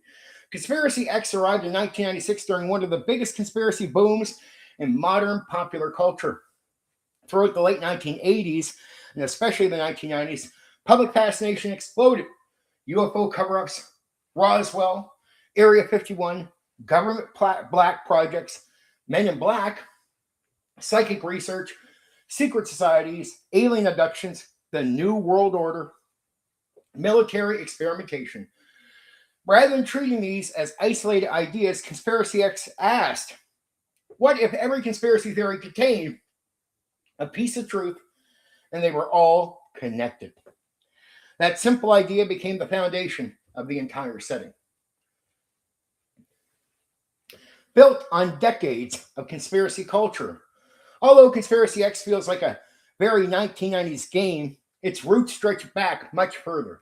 The game draws heavily from the decade of UFO literature, paranormal investigations, Cold War conspiracy theories, intelligence agency speculation, and government secrecy that had been building since the late 1940s. By the time the game was released, stories about Roswell, Area 51, Majestic 12, covert military programs, and alien encounters had become deeply embedded in popular culture. Instead of inventing an entirely new mythology, the designers asked, how could all these stories fit together into one history? The X-Files helped create the audience. No discussion of Conspiracy X would be complete without mentioning The X-Files. Premiering in 1993, the television series became one of the defining science fiction shows of the decade and helped introduce millions of viewers to conspiracy fiction built around government secrecy, alien cover-ups, and unexplained phenomena. Conspiracy X clearly shares many of those themes: hidden alien agendas, classified government projects, mysterious disappearances, psychic phenomena, distrust of authority, secret wars hidden from public. However, the game is not simply the X-Files as an RPG. It expands beyond that premise by placing the players inside the conspiracy itself. Rather than investigating rumors from the outside, the characters already know the hidden world exists and are actively fighting to protect humanity from it. The Cold War left its fingerprints. Another major influence is the atmosphere created by the Cold War. For decades, governments operated classified military projects, intelligence agencies expanded their reach, and secrecy became a normal part of national defense. This environment helped fuel countless conspiracy theories surrounding experimental aircraft, underground military bases, intelligence operations, nuclear weapon programs, unexplained sightings, hidden government research. Although Conspiracy X was published around the Cold War, or after the Cold War ended, it inherits much of the culture of secrecy and suspicion. The world feels believable because it builds upon fears that already existed in the real world. Every conspiracy is part of one bigger puzzle. Many of the best-known conspiracy theories appear somewhere within the setting. These include subjects such as Roswell, Area 51, Majestic 12, gray aliens, psychic research, secret military experiments, government disinformation. Rather than presenting these as unrelated mysteries, Conspiracy X connects them into a single ongoing conflict between multiple hidden factions. The setting feels less like fantasy and more like an alternate version of modern history hidden behind classified documents. Players begin inside the secret world of one of the game's biggest innovations is that players are not ordinary investigators stumbling across unbelievable secrets. Instead, they usually begin as members of Aegis. Aegis. Aegis. It's a mythological name. I think of like a shield or something, but it's the name of a secret organization. A secret organization already aware of extraterrestrial and paranormal threats. This shifts the focus of the campaign. The question is no longer, is the conspiracy real? Instead, it becomes, how do we stop it without letting the world discover the truth? Aegis resembles the intelligence and covert organizations found throughout conspiracy fiction, combining elements of government agencies, black budget operations, and secret task forces into a single organization dedicated to defending humanity. Horror comes from information, not monsters. Unlike many horror RPGs of the 1990s, Conspiracy X rarely relies on monsters alone to create tension. Instead, the horror comes from uncertainty. Players constantly wonder who can be trusted, which agency has infiltrated, which evidence has been fabricated. Is this witness genuine? Is today's allies tomorrow enemy? Knowledge itself becomes dangerous. Every answer usually creates more questions. Success often means containing dangerous information rather than revealing it. The greatest victories frequently happen without the public ever realizing how close disaster came. Grounded, modern, and believable. Many RPGs of the mid-1990s feature powerful supernatural abilities, heroic fantasy, or cinematic action. Conspiracy X instead emphasizes a grounded, modern world. Characters rely on investigation, surveillance, intelligence gathering, firearms, careful planning, forensic evidence, and teamwork. This focus on realism helps make the extraordinary events feel even more unsettling when they finally appear.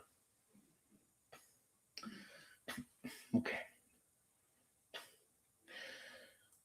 Part of the 1990s horror RPG boom. Conspiracy X arrived during an era when horror role-playing games were expanding beyond traditional fantasy. Games such as Call of Cthulhu explored cosmic horror. Vampire the Masquerade focused on personal horror and politics. Cult, K-U-L-T, explored like philosophy and psychological horror. Dark Conspiracy mixed horror with dystopian science fiction. Conspiracy X found its own identity by concentrating on UFO mythology, covert intelligence operations, government conspiracies, and hidden alien wars taking place beneath ordinary modern life. Built with its own mechanical identity, the designers did not simply borrow another game's rules. Instead, they created an original 2D 6-based system designed specifically for modern investigation campaigns. While the mechanics will be covered later, this decision reflects the game's overall philosophy. Build a rule set that supports investigation, tension, and modern action rather than heroic fantasy. This was created by fans. The original game was designed by Rick Ernst, Shirley Madewell, and Chris Pallas, and published by New Millennium Entertainment in 1996. Its richly developed setting, extensive background material, and serious treatment of conspiracy fiction helped it develop a dedicated following. After the initial release, Eden Studios acquired the line and continued to expand the first edition setting through numerous supplements, greatly increasing the depth of the world. Okay, that's your fluff, baby. We're always going to get a bit of the background fluff, talk about who designed it, give credence, and a lot of that fluff is their own pitch. I purposely tell you, it's some of the, like how to run it and character creation advice is my own, right? Stuff like that. Mixed with a little bit of what they say. But most of the fluff is a lot of their own words, right? It's a lot of their own words. I'm taking their own statements from what I did research, and this is what they say about it. And if I really disagree, I'll mention that I disagree with most of what they say about their thing, and years later, I don't disagree with. There's no reason. Okay, how to run it. Game master advice. Think like an intelligence officer, not a dungeon master. The biggest adjustment when running Conspiracy X is changing how you think about adventures. Most fantasy RPGs ask, what monster is in the next room? Conspiracy X asks, who knows what who is lying, and why. Every investigation should revolve around gathering, verifying, and acting upon information. Players are collecting intelligence, identifying threats, evaluating sources, and deciding how to respond before a situation spirals out of control. Combat is one possible solution, not the default one.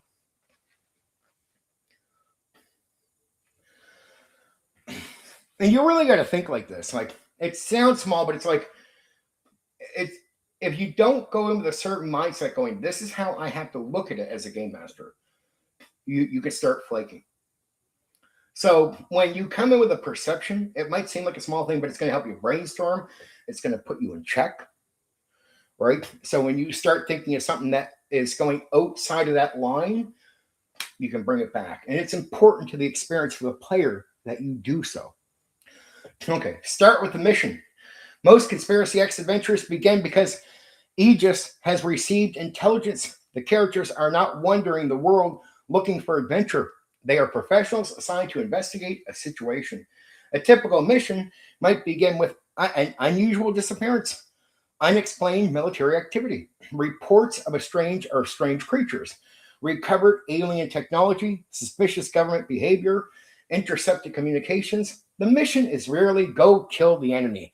Instead, it is usually investigate, verify, look at what the threat is, contain the situation, report the results of your work. Beginning every mission with a clear objective immediately reinforces the game's investigative focus.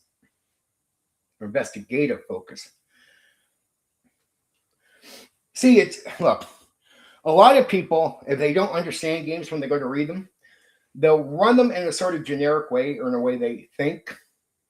What I'm telling you here is what the game designer intends for the game to be like, and they built everything around that, right? So they want it to be something where you're investigating, not running around trying to kill things like it's that type of game. Build mysteries like chains, not single clues. Never make an investigation depend on one clue. Instead, design several independent ways to reach the same conclusion. Players might discover an alien laboratory through witness interviews, public reports, surveillance footage, intercepted communications, forensic evidence, financial records, recovered technology. If one lead is missed, the investigation continues. The mystery should become harder, not impossible. Good investigation rewards careful thinking rather than lucky dice. So what it's saying is, I almost look at it like having 5 levels of clues, right? So you want one that can be pretty easy. If they go for this, maybe it's certain interviews, maybe something, it's a likelier chance they'll get information that's going to lead them to getting the answers they want. If they miss that one, then you've got to look at the next one. And it's like, that one has to be slightly harder. That's not so direct. Oh, they missed that one, there's another one. And why do you want multiple? A good chance a lot of players will fold and miss the first one. And so making sure it's never really over, but it might be harder. It means they get all these chances to solve the thing. And on a gamble, you're likelier that they're going to get down one path, regardless, right? If you put enough in. That's the point of the clues. And yes, you want to make each one more challenging. So you want to incentivize, like, look, when you go after a mission, guys, I want you to learn that, pay attention, because sometimes, there might be an obvious clue in front of you, and if you take it or run at it, better chance you have an easier time solving it. And if you don't, it's going to get more challenging. So if they're careless the first time, the incentive is it teaches them to be more paying attention as they go forward. Like, think about D&D. You get killed by a gelatinous cube, right? So because you're being careless about the way you walked around with your character in the dungeon. What does that teach you as a player? Not to be careless. So when they hit failure, hit anything like this is a different game. It's not that game. But still, failure or missing something or making it harder or suffering in a certain way is a way to get players to learn, okay, I think I'm going to pay more attention on the next mission, right? It's important. Okay. Investigation comes before action. One of the easiest mistakes a new GM can make is treating every investigation as a race towards a gunfight. Conspiracy X usually rewards the opposite approach. A typical operation often follows this pattern: observe, investigate, verify, plan, and then act. Players should often spend more time gathering intelligence than exchanging gunfire. So let me go back to that. This is for you, the game master. When you're setting things up, this is what you want to try to start putting in front of players. You want them to notice like a pattern of things happening that's going to start giving them answers. You want them to observe that. That's going to get them to start paying more attention. You want them to then start investigating. They got to be more active towards the thing. You want them, when they find stuff, to start looking to verify that thing. And then once they start getting answers, you want them to plan. Then once they make a plan, you want them to act. Players should often spend more time gathering intelligence than exchanging gunfire. And players need to, it's a game where you have to want to be this.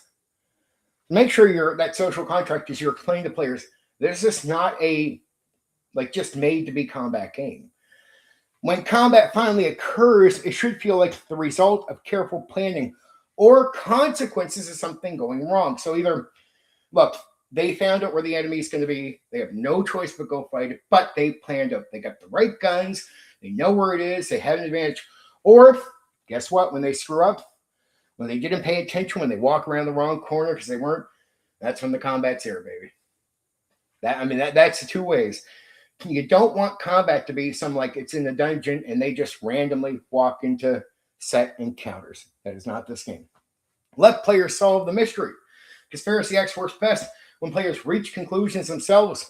Avoid long NPC explanations whenever possible. So instead of trying to give them the answer for the NPC, really watch what you're saying. Don't ever just give the answers away. Don't make it just easier because the NPC is pretty much directing them.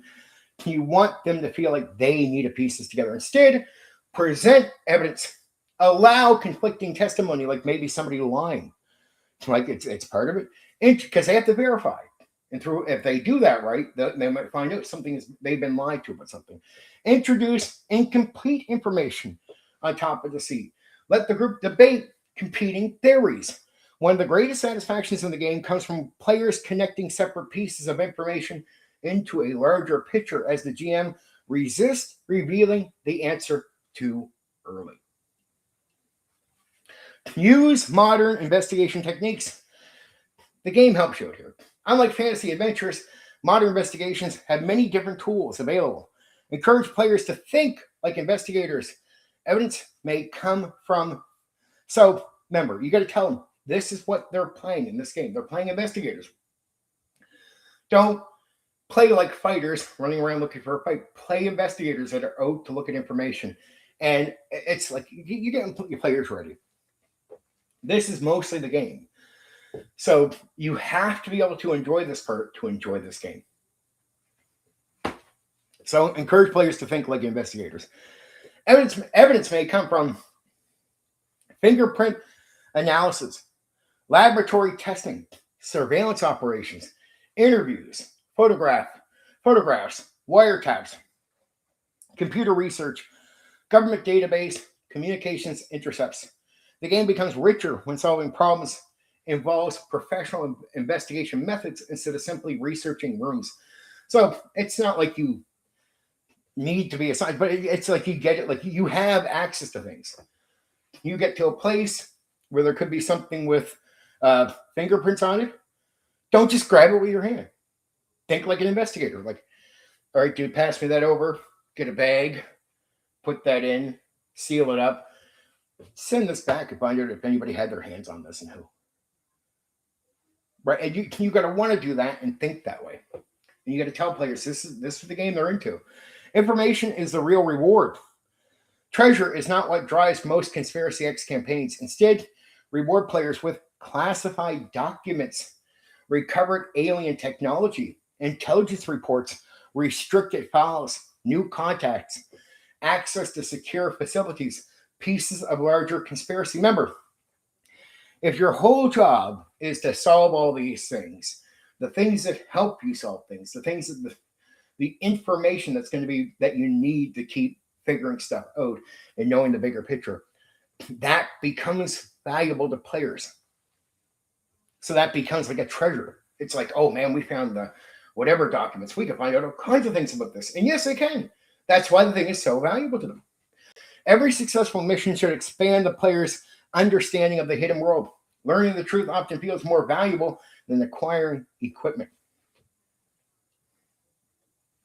And it should, like, if you're doing this the way I'm suggesting, this is what when you make information valuable, when you make it, this is what they do to succeed.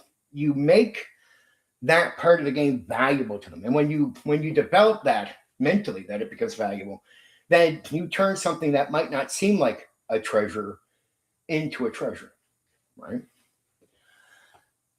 So as they say, one man's garbage might be another man's treasure, right? Combat should feel dangerous.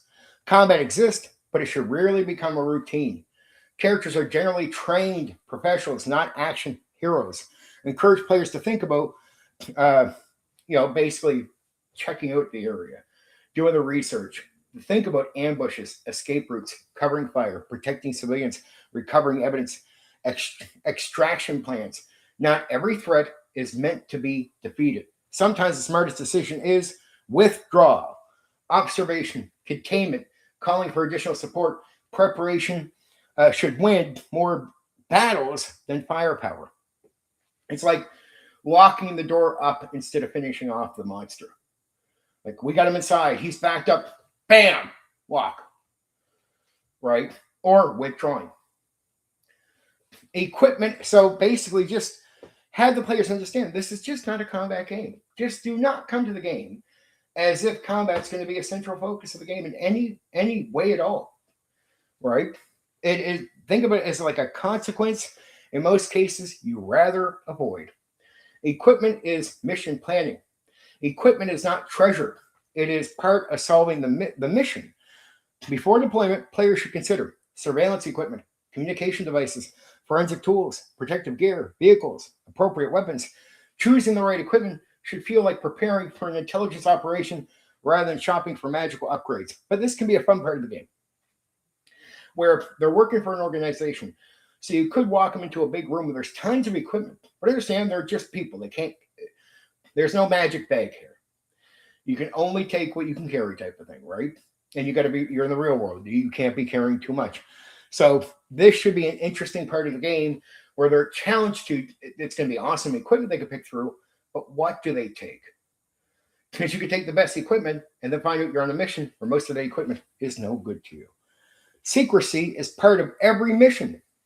One of the GM's constant questions should be, who must never discover what happened here? After every operation, players should consider removing evidence, recovering alien technology, controlling witnesses, creating believable stories, avoiding media attention, preventing public panic. Make the characters feel like they have a stake in what's going on with the group they're working for.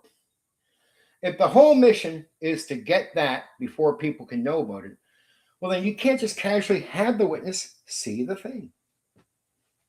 You got to go a bit Men in Black. You got to have players care about investing, having a stake in that going on. And when they do a good job, reward that, right? That's the play that you want. Make sure there's an incentive there. Make it a little easier. Make the group that they're working for happier with them. Reward it through acknowledgement. Reward it through other means that will help them. Maybe a new piece of equipment that can make things easier. Maybe new information that will make the next mission a little easier than normal. Because of how well they did, the organization's going out of its way to connect them with a better connection out and about in the wild. So there might be someone out there now who can help them with something. Ooh. So incentivize, right? So again, secrecy is part of every mission. One of the GM's consequences should be, who must never discover what happened here. After every operation, players should consider removing evidence, recovering alien technology, controlling witnesses, creating believable cover stories, avoiding media attention, preventing public panic. Often the cleanup operation is just as important as the investigation itself. Success frequently means ensuring nobody outside of Aegis ever learns the truth.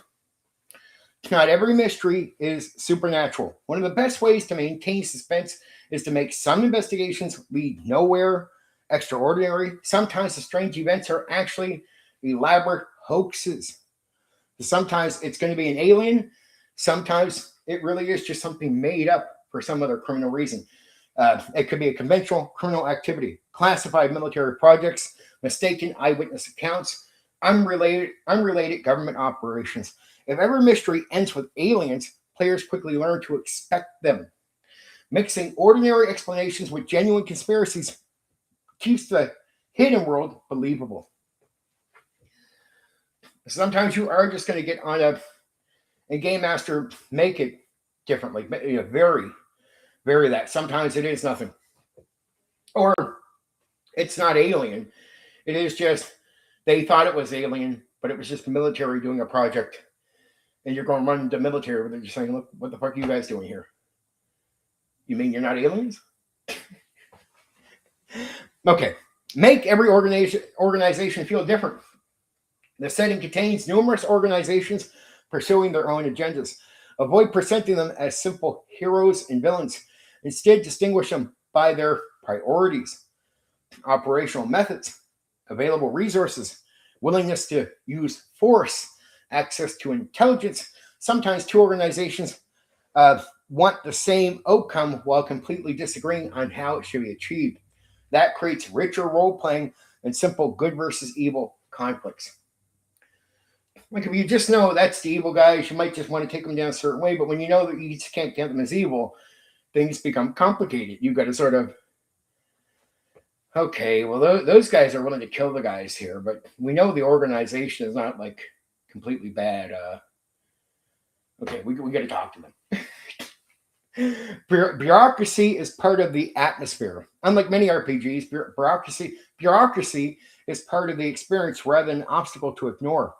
Players may need to deal with mission authorization, security clearances, operational reports, resource requests, official cover stories, chain of command decisions. These elements reinforce that the characters are agents working within a larger organization, not independent adventurers. Use them to enhance the atmosphere, not to slow the game down. Actions have long-term consequences.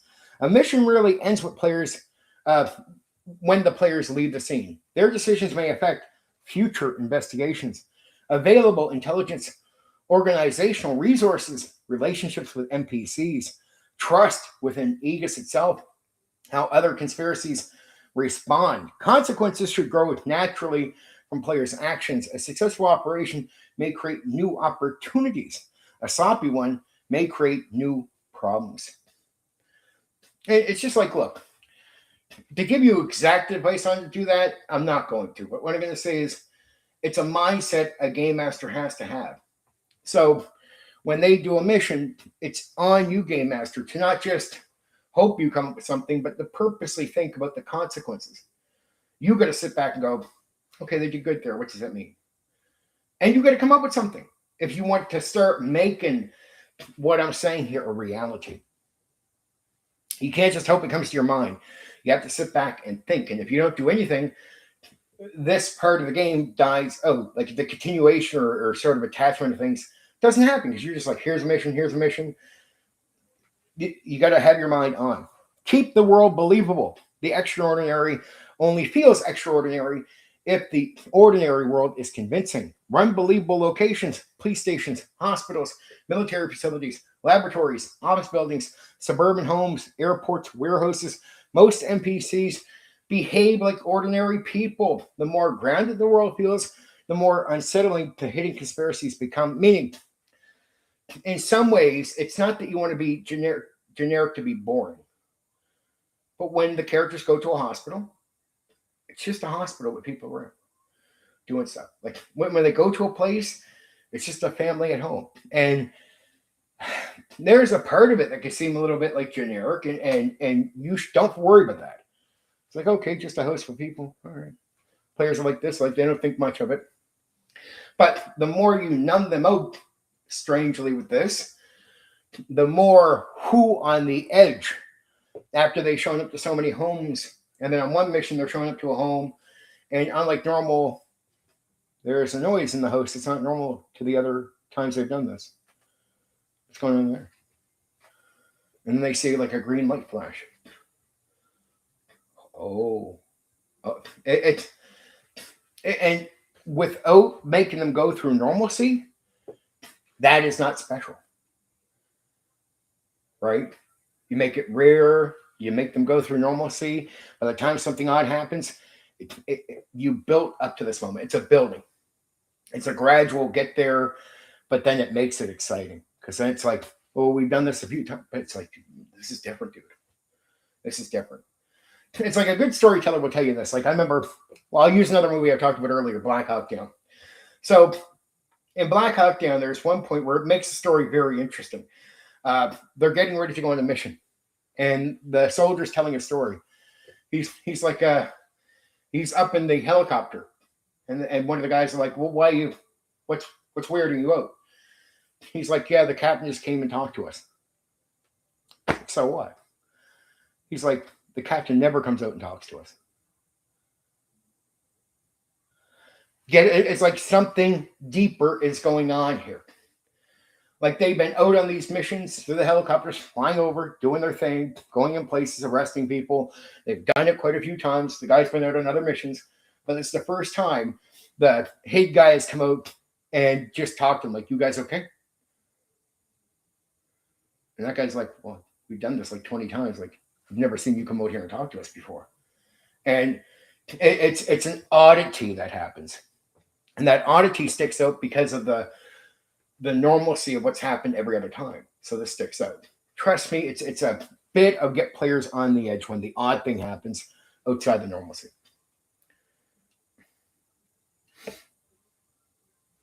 Pace the investigation. Alternate quieter investigation scenes with moments of tension and action. A typical mission may flow like this: a mission briefing, investigation, evidence gathering, surveillance, planning, infiltration, confrontation, containment, cleanup, debriefing. Not every session needs a firefight. Sometimes discovering the truth is the climax. Other times, discovering the truth simply reveals a much larger conspiracy waiting beneath.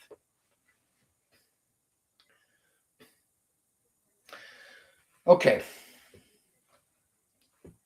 Game Master philosophy here.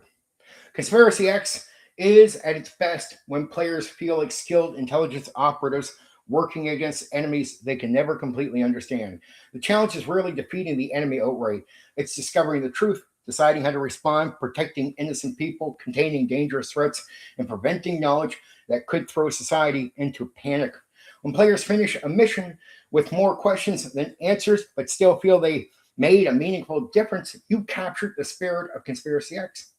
Let's talk about some mechanics. Expect skill-driven play. This is mechanics series for you game masters. Expect skill-driven play. Most progress comes through investigation, technical, scientific, social, and professional skills rather than combat alone. Design scenarios with multiple opportunities for different skills to matter. Never let one failed roll end the investigation. If an important skill check fails, introduce complications, delays, or alternative avenues instead of stopping the adventure completely. So basically, it's like that thing with the clues. They might miss one. They might fail to come up with something from one, but there's 4 others. When they fail to find something, well, okay, make sure there's other avenues for them to get to the information. Not illusions, but just it's okay. You couldn't get through the door this way. Okay, you're going to have to find another way. You couldn't get the key. Now you might have to break in. What does that mean? Is there an alarm on it? It's basically never just have it where they hit a wall. Modern equipment is part of gameplay. Communication gear, surveillance tools, forensic equipment, vehicles, and firearms are integral to solving missions, not simply bonuses on a character sheet.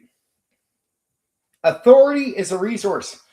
Characters often operate within Aegis chain of command. Access to support, equipment specialists, or additional personnel can become meaningful tactical decisions. Not every encounter is balanced to be won through combat. Some threats are better observed, avoided, contained, or escaped from. Good judgment is often as valuable as good shooting. Meaning, this is in that D&D sense, that old school Dungeons and Dragons sense, we're at the halfway point. It's okay if you put an encounter in there where on paper, in a straight fight, the characters can't win. Like if they just keep trying to fight that guy, they're going to die. The idea is to get him locked into the room, is to avoid even encountering him in the first place. Like the challenge of the combat is to actually avoid the combat. And the combat is actually there to be avoided. Like you're purposely putting it there where the solving the problem is to avoid that situation. Like, so you're purposely challenging them with combat that would overwhelm them.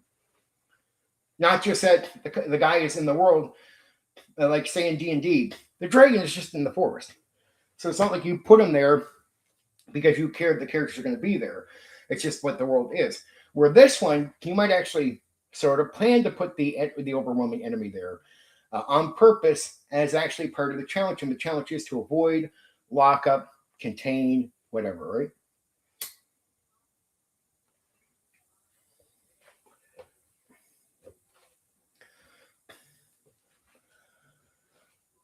Conspiracy X. I cover these conspiracy games because I always hope people pick them up and want to try them. And they're really good. But you got to have the right mindset. There's a certain experience that you're going to get into them. But like with Conspiracy X, I'd say I got it right by the fourth time I ran it. Like the first couple of times, sort of doing it here. How well did I connect them? How well was I making the players feel like investigators? How much combat was I putting in there compared to how much? And how much normalcy was I applying, right? I remember my first run, I was a young guy. I was like 17. I ran a lot of combat. Now, the game is not really made for it. So it was sort of shitty. But I was putting, almost every mission was aliens, aliens, aliens, till I figured out that, hey, as generic as it can seem, and as dull as it can be, even though you try to make it interesting by making NPCs talk with jokes, you learn little tricks, ask players what they think. You learn all kinds of little tricks by keeping them sort of engaged and happy outside of what you think are simple things to keep them going. Like, oh, there's an alien here, there's an alien.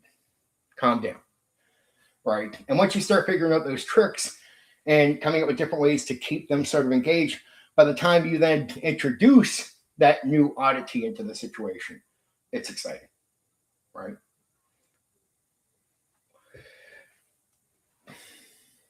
But I love to learn that way. I went through a lot of games where I run so many different campaigns of it or so many times, most of the time. And then I'm learning small things to really try to get what the designer wants from the game. Right. And then here's why I made a big issue with this. I watch other people run the game like Conspiracy X, and I realize it's, in my opinion, very generic. So I'm looking for a real experience, and they'd be like, well, it's sort of the investigators. And I realized that early in my gaming life, a lot of guys accepted mediocrity. A lot of players. So if something was semi-okay or semi what they were looking for, they would praise it as really good. I met a lot of players over time. I remember D&D players that played in games where they were like, it was really good, really good. Then they get mine. It's like, holy shit, didn't even know you could. Man, this is good. It's not a brag thing, but it's just realizing a lot of people I met got used to, adjusted to a very mediocre experience in their gaming, to the point that mediocrity was good to them because, well, that's all they're getting. So they're looking at the best of that going, oh, that's pretty good, right? And they like the idea. This is okay, not bad. Not knowing there's more and it can be done better. And then they finally run into someone who's up here, and they play that game, and they realize, holy shit. I met guys who played for 20 years with like one guy, and they were like, that guy is excellent. I mean, a great, great game master. They play in my game, and they'd be like, wow, okay, sorry, we thought that guy was great. We had no idea. We had no idea that it could be up here. We thought we were up here. We just, and a lot of guys that you meet, they don't have another experience. They don't have an experience outside of this. You know, this is this. To them, this is up here until they meet somebody up here and they go, oh, shit, that was down here. They just didn't know. Right? Sometimes you have to finally meet the something better. I'm not trying to be egotistic. I'm just saying I've had the encounter so many times with players that played down here, but down here was up here because they had nothing to compare what they were doing to. So down here was great until they met something up here. And then they realized the difference, like, holy shit. Holy fuck. Okay. I guess our game master wasn't that great. Yeah.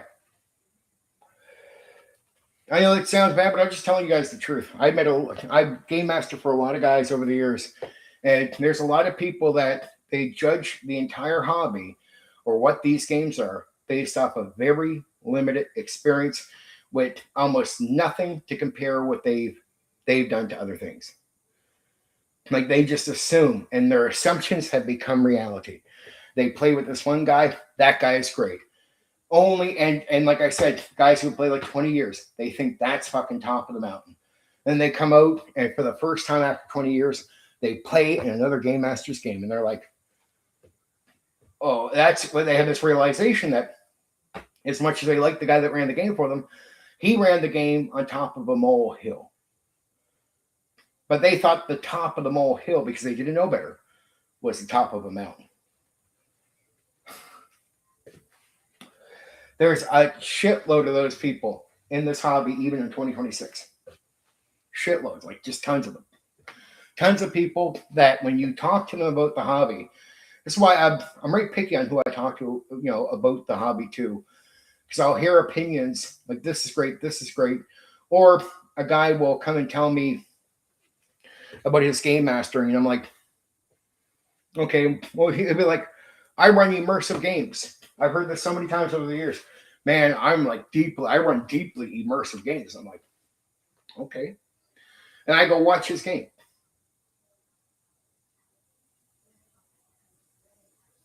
I privately don't want to tell him the truth. That's not deeply immersive, dude. Your description of what you're doing is false. Now, I know you think what you're doing is amazingly immersive.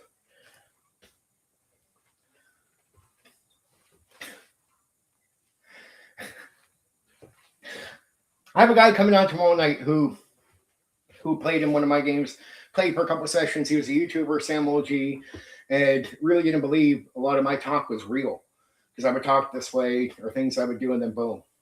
There he is. I appreciate, because we're going to talk a bit about that if we can. Oh yeah. It's so true, Sam OG. I talk about certain things here, but I can back it up, right? Yeah, I'm not trying to attack people. I'm just trying to be. It's communication. It's my experience, and I appreciate people out there that think certain things, but it's like, I know. I don't mind bringing it up because I knew you're going to be around, and I want to talk to you about this stuff tomorrow night. And it's not blowing smoke up my ass, right? It's just I don't come here and bullshit people. I think you'd be the first one to back me up on that. I only say what I actually do. And I learned, I humbled myself. I was here for a long time doing YouTube, even before you, Runeslinger, and all that came along. And I had this really stupid thing. Oh, yeah. So I had this stupid thing where, like many people early in the early 2000s, I would go on forums or talk about what I assumed was right.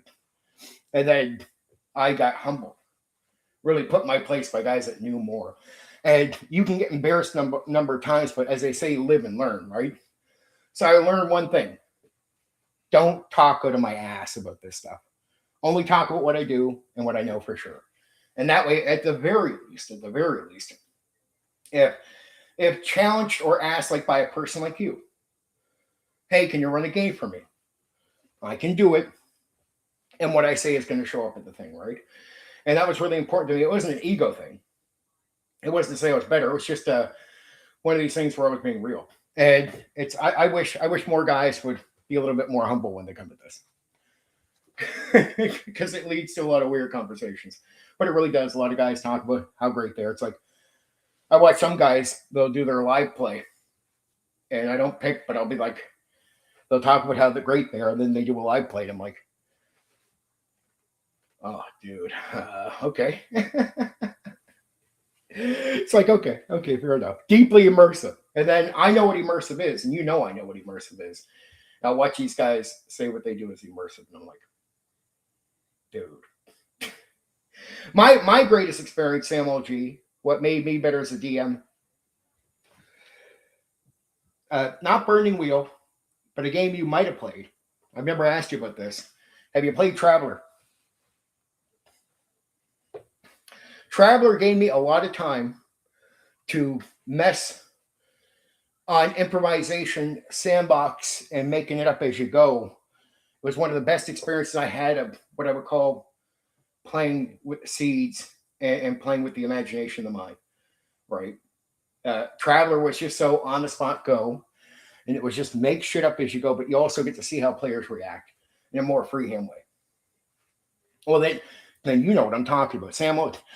Traveler teaches you pure sandbox gaming. Pure sandbox. Like it is the best game. I forget the redefined sandbox version they put in the modules in D&D, but just good. I believe you. I know you did a lot. That's why me and you get along. It's like I love you and Runeslinger and all. I remember I used to talk with D&D, and you guys used to, well, at least Runeslinger and some of them used to be very anti D&D, and they look at me like I'm a D&D guy. I'm like, well, look, I like D&D, but I played like 50 games. I tell you, like I would tell you that all the time. Like I'm more connected with you guys than you think, right? Because I ran all kinds of games, just all kinds of crap loads of games, right? 18 sessions. Traveler. Yep. Traveler. It's not a brag thing. I've just done a lot. Probably I'd estimate out around 250 sessions. Yeah. Probably 250 sessions of Traveler. That's probably what I did. Multiple campaigns, just stretch over years. But I game like a machine, so it's not a brag thing. That's just something I did. I did a lot of gaming. So probably around 250. But I did that a lot. I did the least one I did, which was sort of sad. It's one I talked about. If you get a chance to go check it out, is Paranoia. I love Paranoia. Yeah. It's not a brave thing. It's just I'm a game like a fucking machine, dude. It's Paranoia, one of my favorite games to game master. I probably only ran 40 sessions of it, around 40 sessions, because the guys they did 2 runs with me, and by the end of the second run, they were like, "Dude, we love the game. You do a great job, and that's why we want to go back to D&D." It's like, well, what do you mean? You say I do a good? No, it's not because you don't do a good job. It's just because you fuck with our hits so bad. We don't want to do this right now, because it was like 2 runs in a row with them, and the game is meant to fuck with you, right? It's meant to fuck with you on purpose, right? Fuck with players, PvP, the whole thing, right?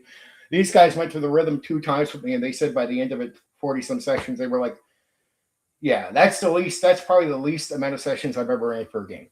It's just under 50 with Paranoia, which is sad. Sad. Very disappointed with that outcome.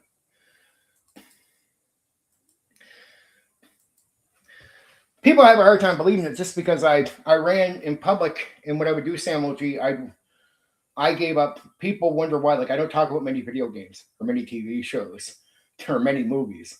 Like, Steven, you're a nerd. you don't know half the movies we're talking about or half the TV shows. Like, dude, when I tell you I ran over 10,000 sessions, that means I had no time. Like, I had no time to invest in other nerd things. Very few nerd things did I invest in, right? I didn't do many video games. I didn't do many TV shows or movies. Like, I fucking gamed for a machine. My first 3 years, not to brag, by the end of the third year, I ran over 1,000 sessions on purpose. And I go game in the morning, game at night. I game 7 days a week, especially after, like, when at school. It'd be after school, doing sessions. Come the weekend, I'm gaming all weekend. I'd be passing out at the table.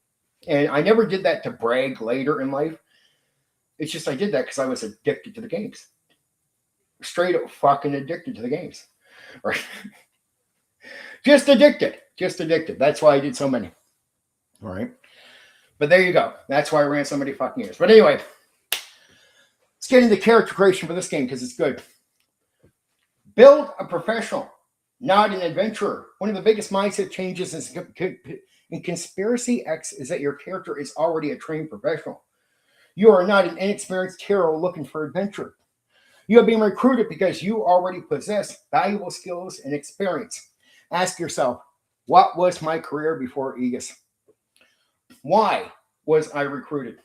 Why did Aegis trust me with humanity's greatest secret or secrets? How do I react under pressure?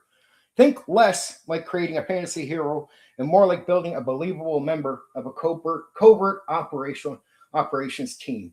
Really, this should be something your game master has a talk with you about, right? You don't always expect players to think this way, but you have to sort of, as a game master, when it comes to character creation, sitting down talking with your players, you got to remind them what they are, like what their character is. Don't make your guy like a beginner. Your guy is not a beginner. So and why would they trust this guy? What's his background? So, and then let your players think about that so they can come up with a character that they think, yeah, this guy's already established. He's done this. He's done this. He's already earned the trust. They already started at this other place. They already started giving him secrets. He already started working for the CIA. Whatever background story you want to give that you think a believable person would do getting this stuff. And then give yourself a mindset that is the guy you're playing. So you can go in and have a bit of confidence with this guy. Like, yeah, he shows up and he knows he's fucking ace, right? When he walks through the streets to meet someone, he knows he's not just some pushover person. And it's okay to play that character. That is who your character is. Alpha, if you want to put it that way. Very extremely confident person. Sometimes it can be very humble, but also very dangerous. But at least you know what kind of person you're making. Don't just make some guy like, hey, how you doing? Yeah, I'm just a CIA. No, you're not that goofy guy.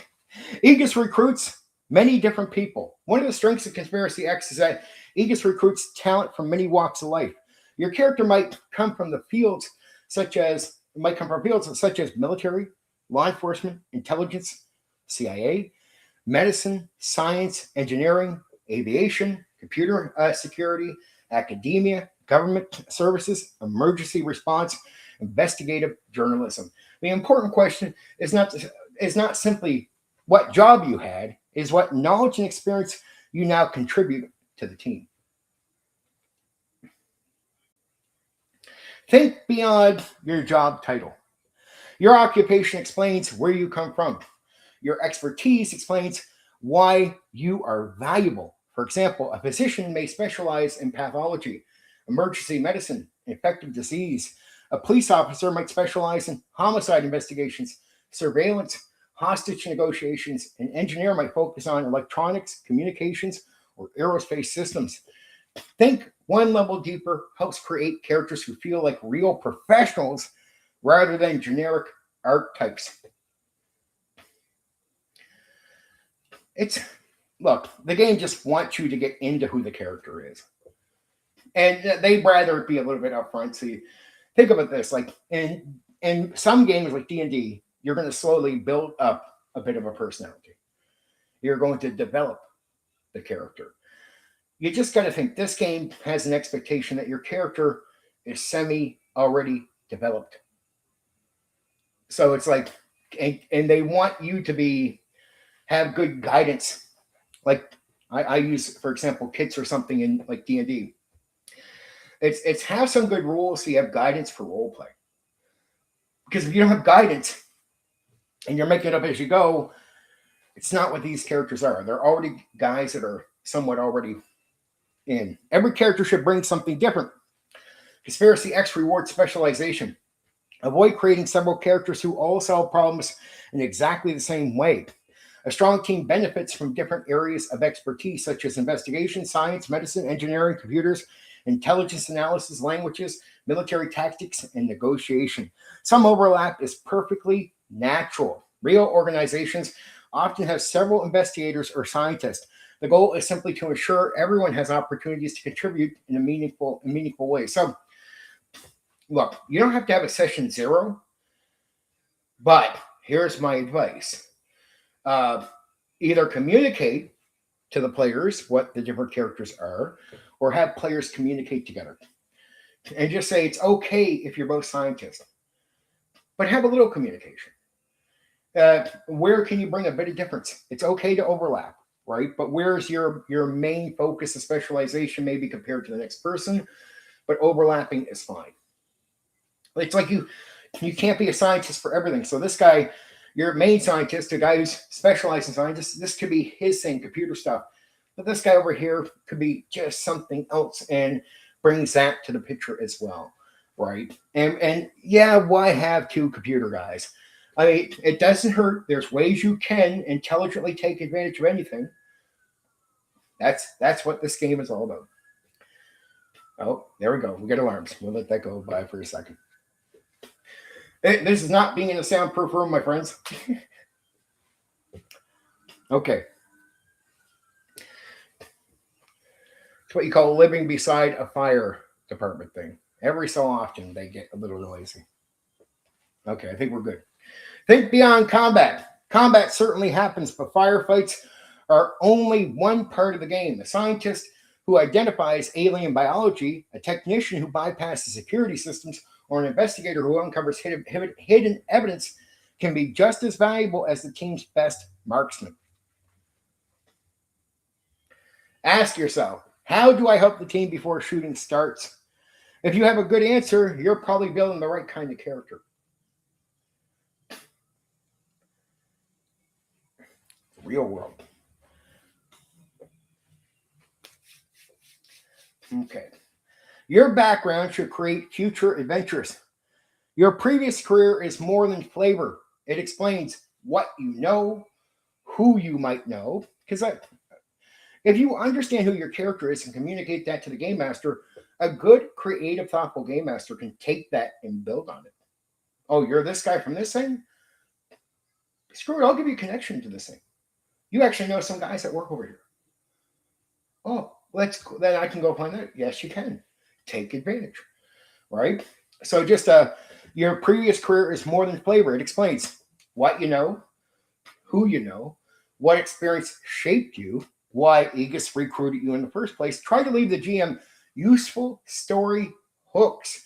Perhaps you have a former military commander, an academic rival, an old partner, an unsolved investigation, family members who know nothing about your secret life.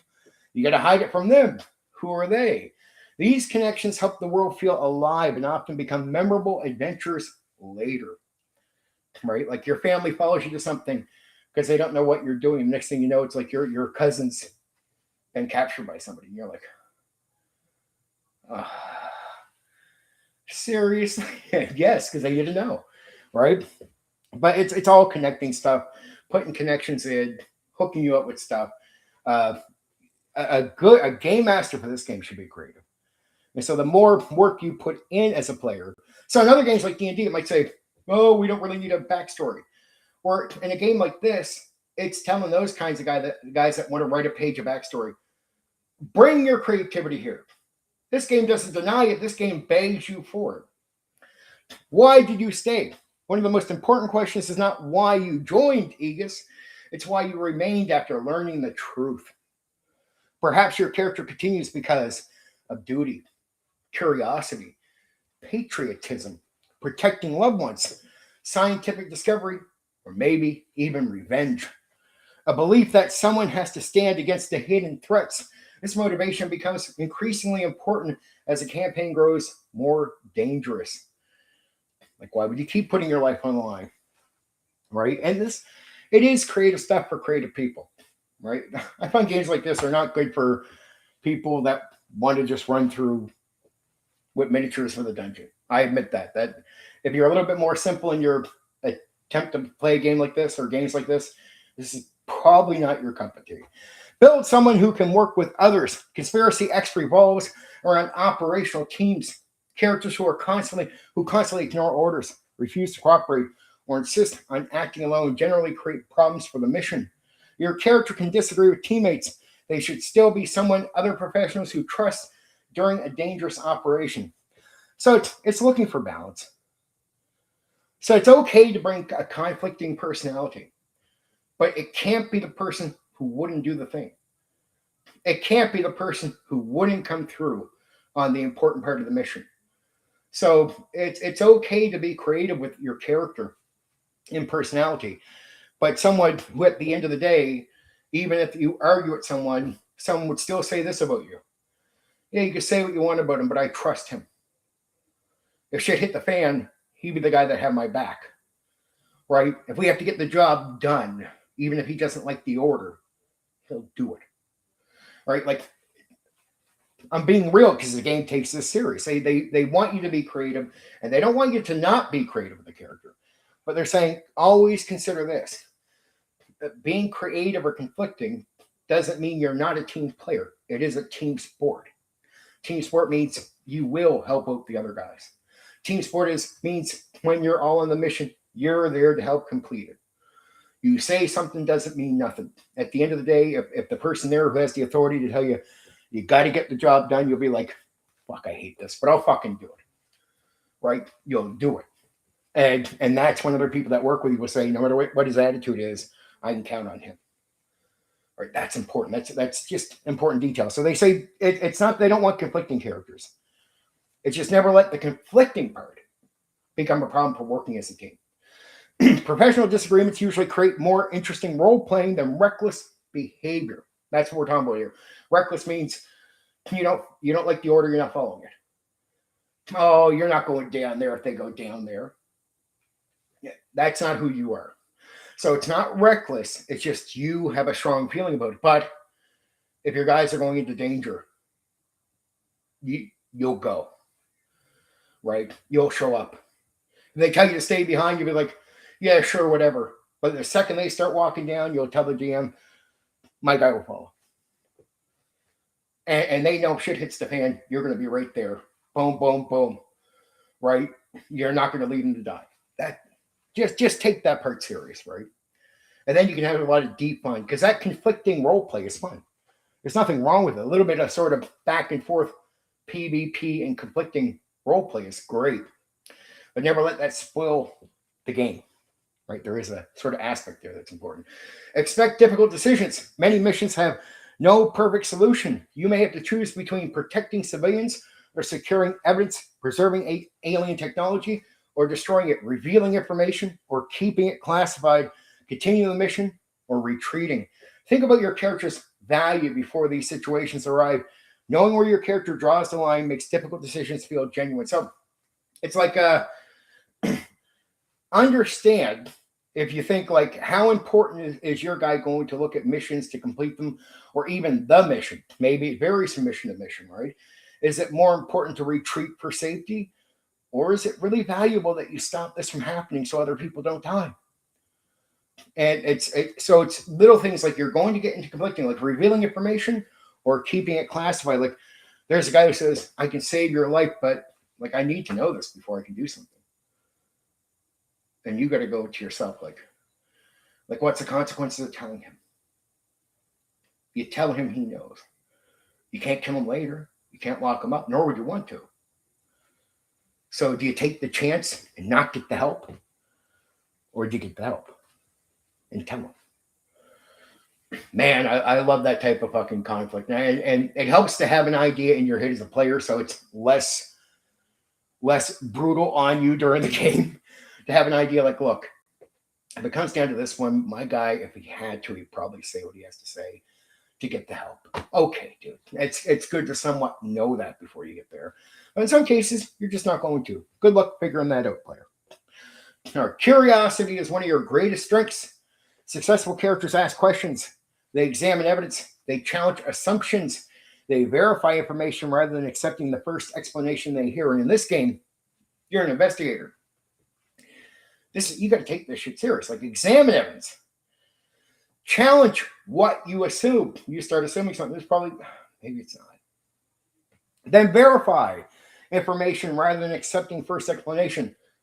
Meaning, look, you can challenge your assumption, but you come to it's like, might be that, but is there a way we can test this? Yeah, let's get it fucking tested before we just go ahead. Conspiracy X rewards players who investigate thoroughly before acting. Curiosity often proves more valuable than aggression. Because your job as a game master is to trick and make things hard to some, figure out. Like, your job is to make things look like something that they're not as a game master. Like, that's going to be part of your gimmick. The game is going to tell you that. I don't need to give you that advice. The game is going to tell you that to make things look like it's something it's not. And then mix it up. Sometimes it is what it looks like. And you got to not just be one way all the time. And that's going to challenge players. Hey, man, it could just be this. It is possible in this game that it just is. But because it's back and forth, man, it could be something else. Right? You operate in a classified world. And if you can enjoy that type of role play and get outside of the combat expectation, and you're into the sort of mind game, the chess match here that you're playing, oh man, this becomes awesome. Because then you get into the conversation with the other players. You're figuring out, you're playing that chess game with the world, with the things that are going on. You operate in a classified world. Your character is trusted with information that most of humanity will never know exists. That means learning to live with security clearances, classified operations, confidential briefings, official cover stories, protecting dangerous secrets. The responsibility of keeping those secrets is just as important as surviving the mission itself. So no matter how much you might want to tell somebody what you did and how amazing it was. No. You're a scientist. You work at a lab. Like, you don't tell them about your real life. You just tell them about a made-up life, right? Equipment reflects your training. Rather than trying to carry everything, think about the equipment your character would naturally know how to use. Investigator may be comfortable with cameras and recording equipment. A scientist may rely on portable analysis tools. A field operative may specialize in communication equipment, protective gear, and practical firearms. Your equipment should reinforce your professional expertise rather than trying to cover every possible situation. Basically, this game is opposed to the concept of a player wanting to play a video game. They want you to play a real person. So when you think, it's like, man, it'd be really cool to have this. But when you really consider it, a guy like that wouldn't have that. He'd have the other thing. And the game master is there to challenge you on this. Right? Game master's going to challenge. Game master has the authority to limit you. So it's nice that you might want to pitch for something that's unrealistic, but the game master can say no to it. But it is a lot better for the player when the player marries the idea that he's picking or she's picking stuff that really suit the character. Remember your humanity. Your character is trained. They are not fearless. Even experienced professionals can be shocked, uncertain, morally conflicted, emotionally affected. Confronting impossible truths should change people. Allow your character to react like a believable human being when faced with the extraordinary. Right? So it's not a comedy. This game is not a comedy. This game is not a smart-ass, sarcastic. The game wants you, I would even say outside of the character, to be in a more serious mode, because the game wants you to think this way. It wants you to be in that mindset. You are part of something bigger. Although your character is important, Conspiracy X is not about one individual saving the world. You are an operative within a larger organization. Success usually comes through teamwork, planning, sharing intelligence, trusting specialists, supporting fellow agents. The mission is almost always bigger than any single character. Player philosophy. The best Conspiracy X characters are competent professionals placed into impossible situations. They investigate before acting. They trust evidence more than assumptions. They rely on strengths of their teammates. They remain curious even when the answers become frightening. And they understand that protecting humanity often means succeeding without anyone outside of Aegis ever knowing what happened. Now we get down to some sort of mechanic view. Don't neglect investigation abilities.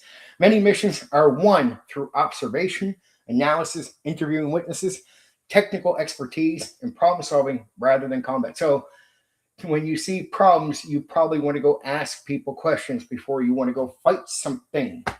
Take care of it. Specialize. Don't become one-dimensional. Develop clear strengths while remaining capable of contributing outside of your primary field. So don't just focus all your effort into one thing.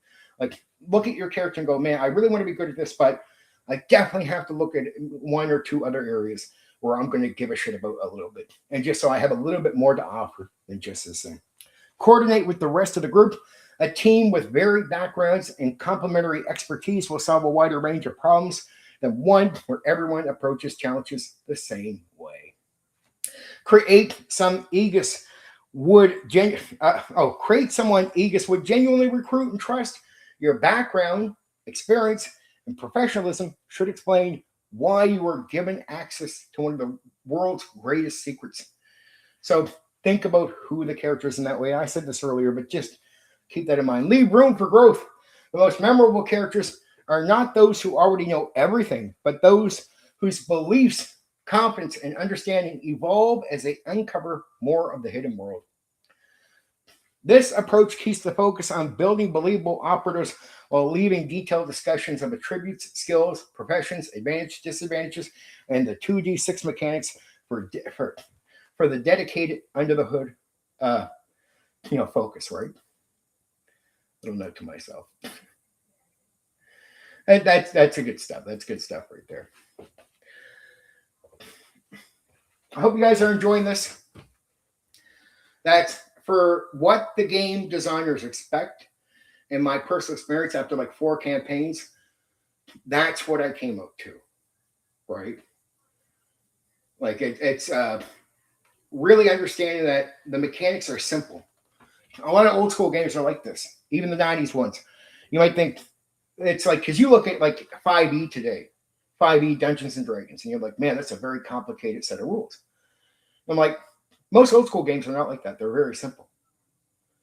I'm like, well, okay, that sounds simple. I'm like, no, it's actually, most of the old school games are more advanced. And you're like, well, wait, Steven. Mechanics are more simple. How can the game be more advanced? Well, because in the new school games, you read the book, it tells you what to do, and you don't have to do a lot of thinking. It's just going to hold your hand. Hey, just do this. Pick A, B, or C. Roll the dice. Perception checks. Don't think. Don't look at the room. Don't do this, right? That's a lot of the game. And the game is for the majority. And the majority, I hate to say it, it's not an insult, are simple creatures, right? The old school, before it knew that we were going to have that majority, they made this game for hobbyists. That means for deep thinking people. Like, here's one thing I've noticed over the years, and if you don't know certain people, you don't know certain things. Like, there's a lot of guys who play, it's like my friend Sam OG here plays Burning Wheel and all this. And sometimes you can really confuse the crowds of who's the majority and who's not. So a lot of the more simple players today that follow rules, handheld, like in a 5e game where you don't got to do a lot of performance or thinking, they're not war gamers.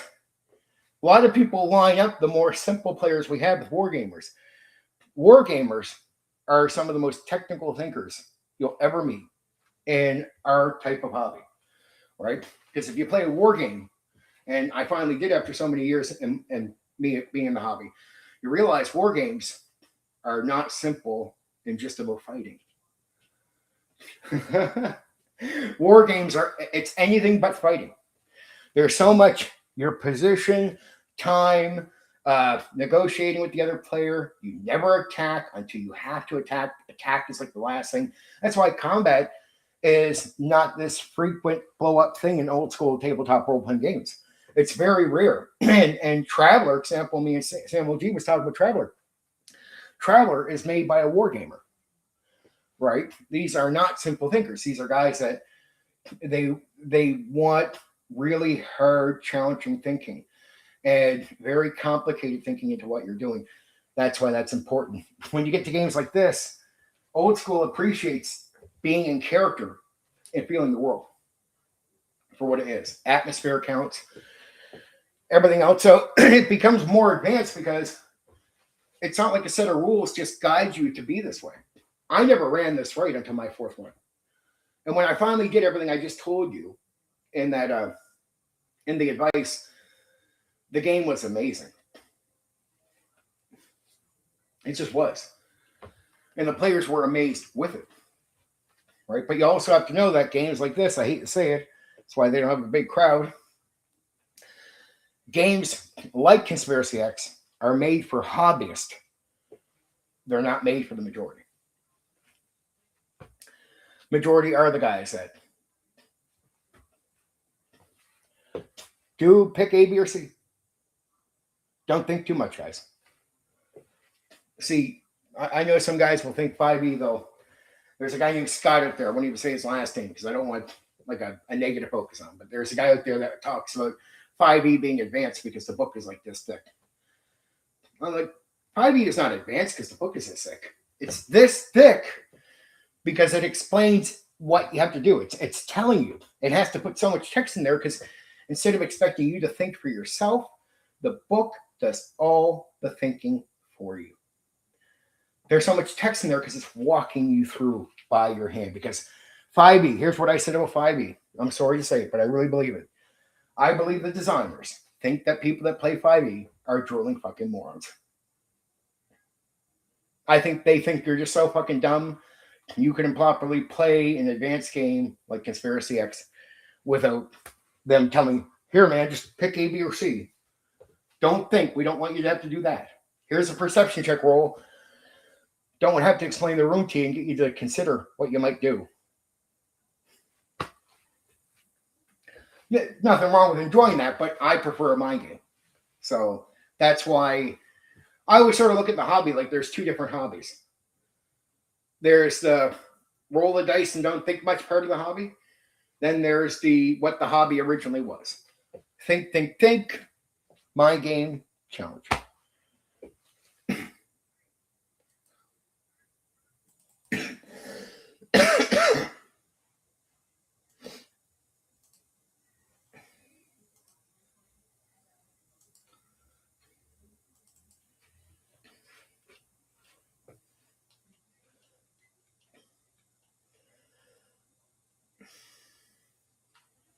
Okay.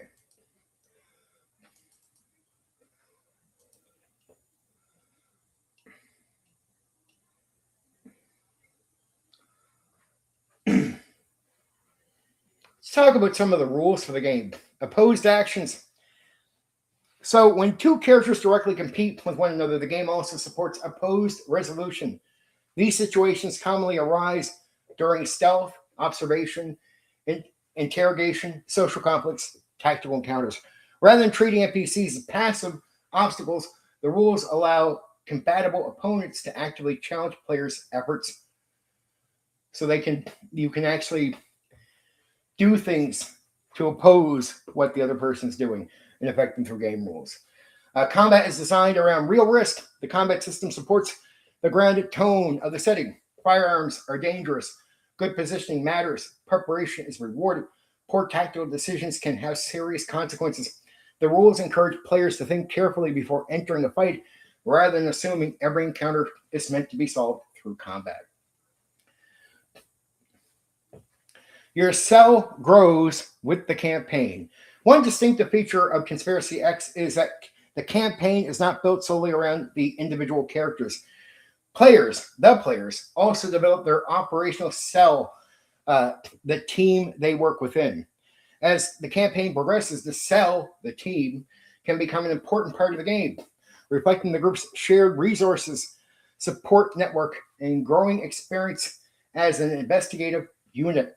This reinforces that success comes through coordinated operations rather than individual heroics. Character advancement. Characters improve gradually through experience earned during play. Advancement represents increased knowledge, refined skills, and growing professional experience rather than dramatic leaps in power. This helps preserve the grounded feel of the setting while still rewarding long-term campaigns.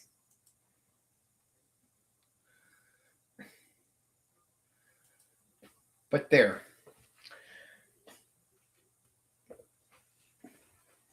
Not bad, eh?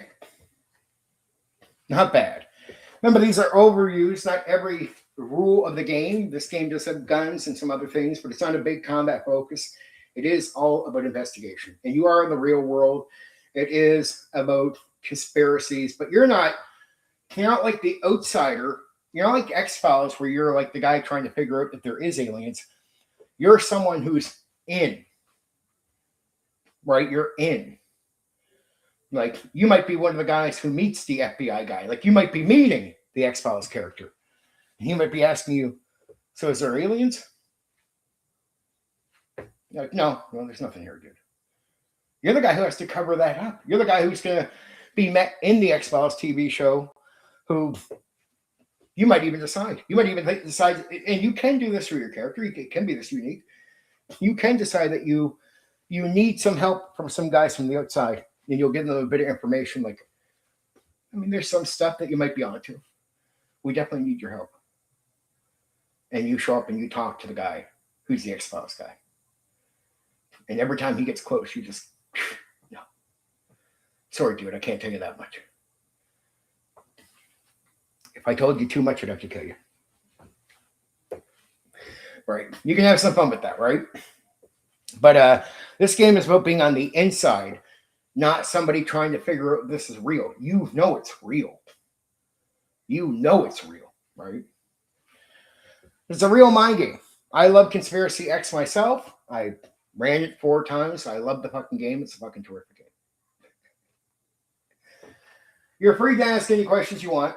It's very simplistic on the mechanics. It's a skill-driven game. Big on skills, obviously.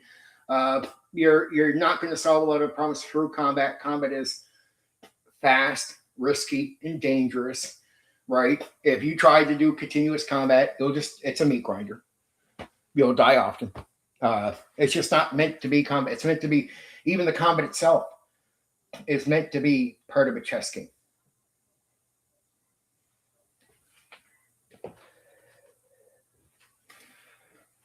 Games like this I fucking love. Because I have not in a brag thing, but I have a mind for it, right? And I can enjoy this. I can enjoy hours and hours and hours of being the guy running that game and being with players who, and I know many of them, that love these kinds of mind games. And they can be very exciting, right? They can be live on the edge type of game, but you can't be there for the action. And you have to be there being someone who can see the investigative side of the game and go, I can find my fun in that. I can enjoy that part of the game.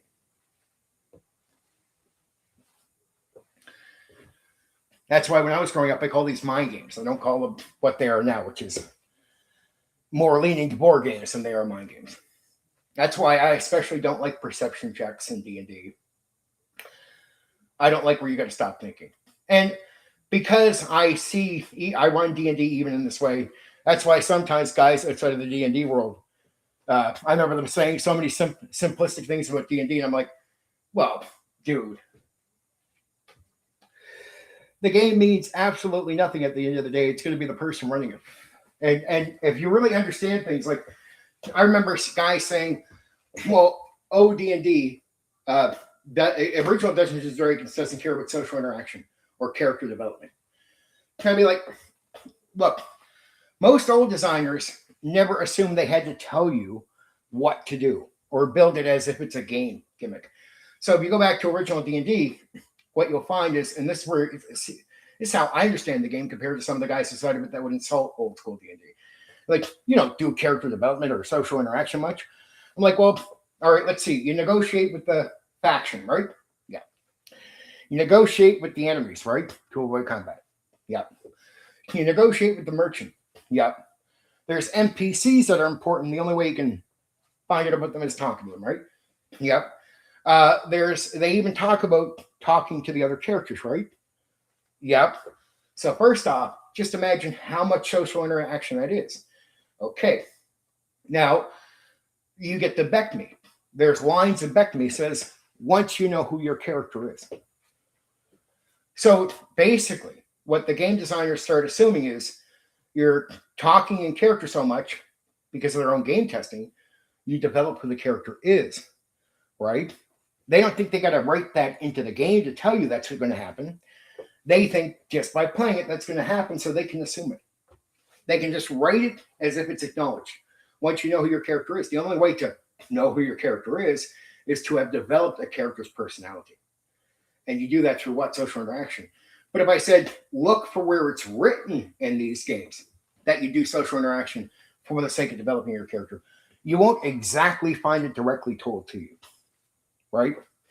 But it does acknowledge it. Once you realize it acknowledges it, what you realize is the game is not saying don't do it, or the game is not saying it's not part of the game. It's just assuming there's elements you're doing in gameplay, in the game, or in the experience that the game doesn't have to tell you to do, right? Once you start learning this, you start realizing even D&D in itself is a much deeper game than anybody has ever told you about. It just doesn't have it all written into it directly. And it starts getting into much deeper stuff. Like you start getting into modules where it explains this NPC has a personality. That you got to talk to this NPC to get this. What's it meaning? You got to go talk to this guy, negotiate this guy, get this guy to back off. You realize there is a lot more, even to D&D, than just combat. And then guys who simplify D&D, they'll say D&D is nothing but a combat game. Well, from levels 1 to 3, D&D, just like Traveller or most any game made by a wargamer, expects you to skip almost or avoid almost all combat from levels 1 to 3. So it actually just tells you just to go in and get treasure.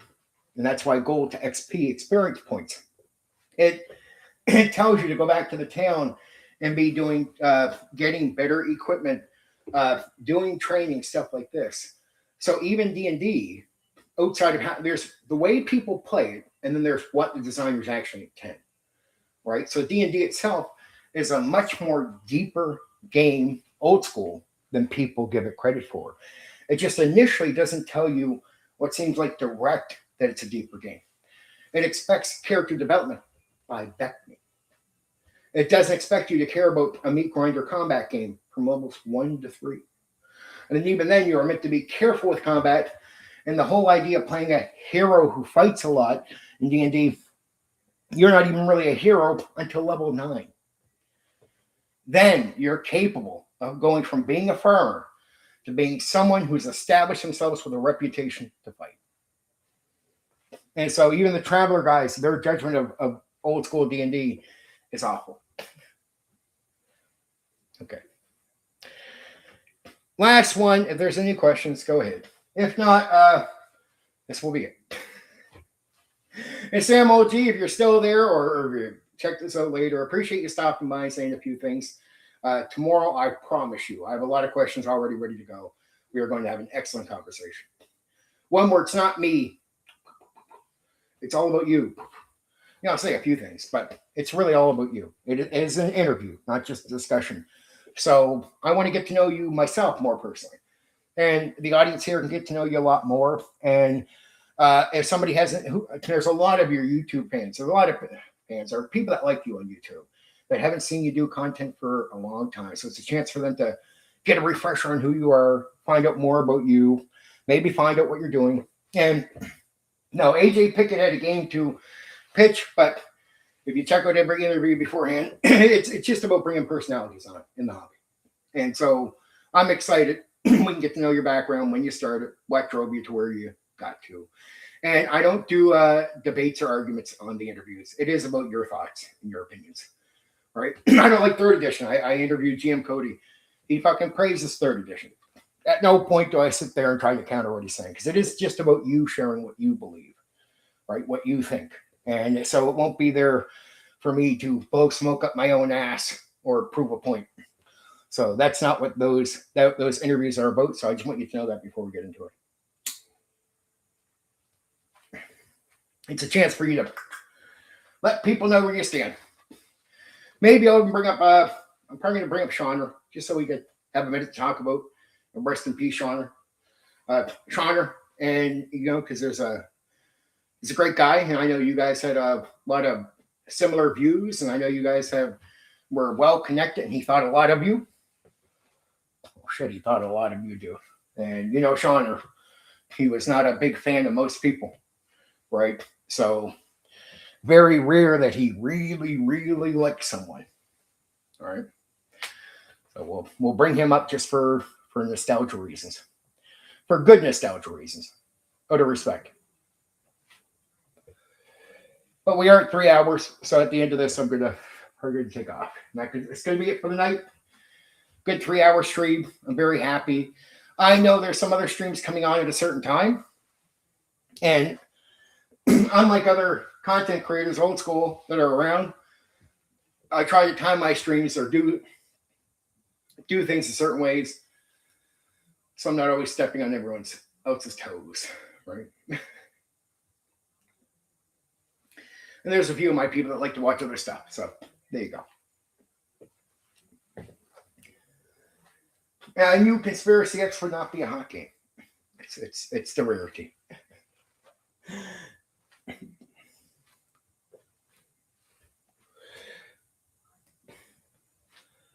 And for a certain person on Discord, if you're at this stage or get to this stage in this, have your character made by tomorrow night. Yes, Egg, I love you, guy. Good night. Have a good night, dude. You too. And anyone else who's come around. I think I'll call it there, because I don't think I get any questions for this game. It's just a rare game. I hope the people that do like it come by later and check this out and have their chance.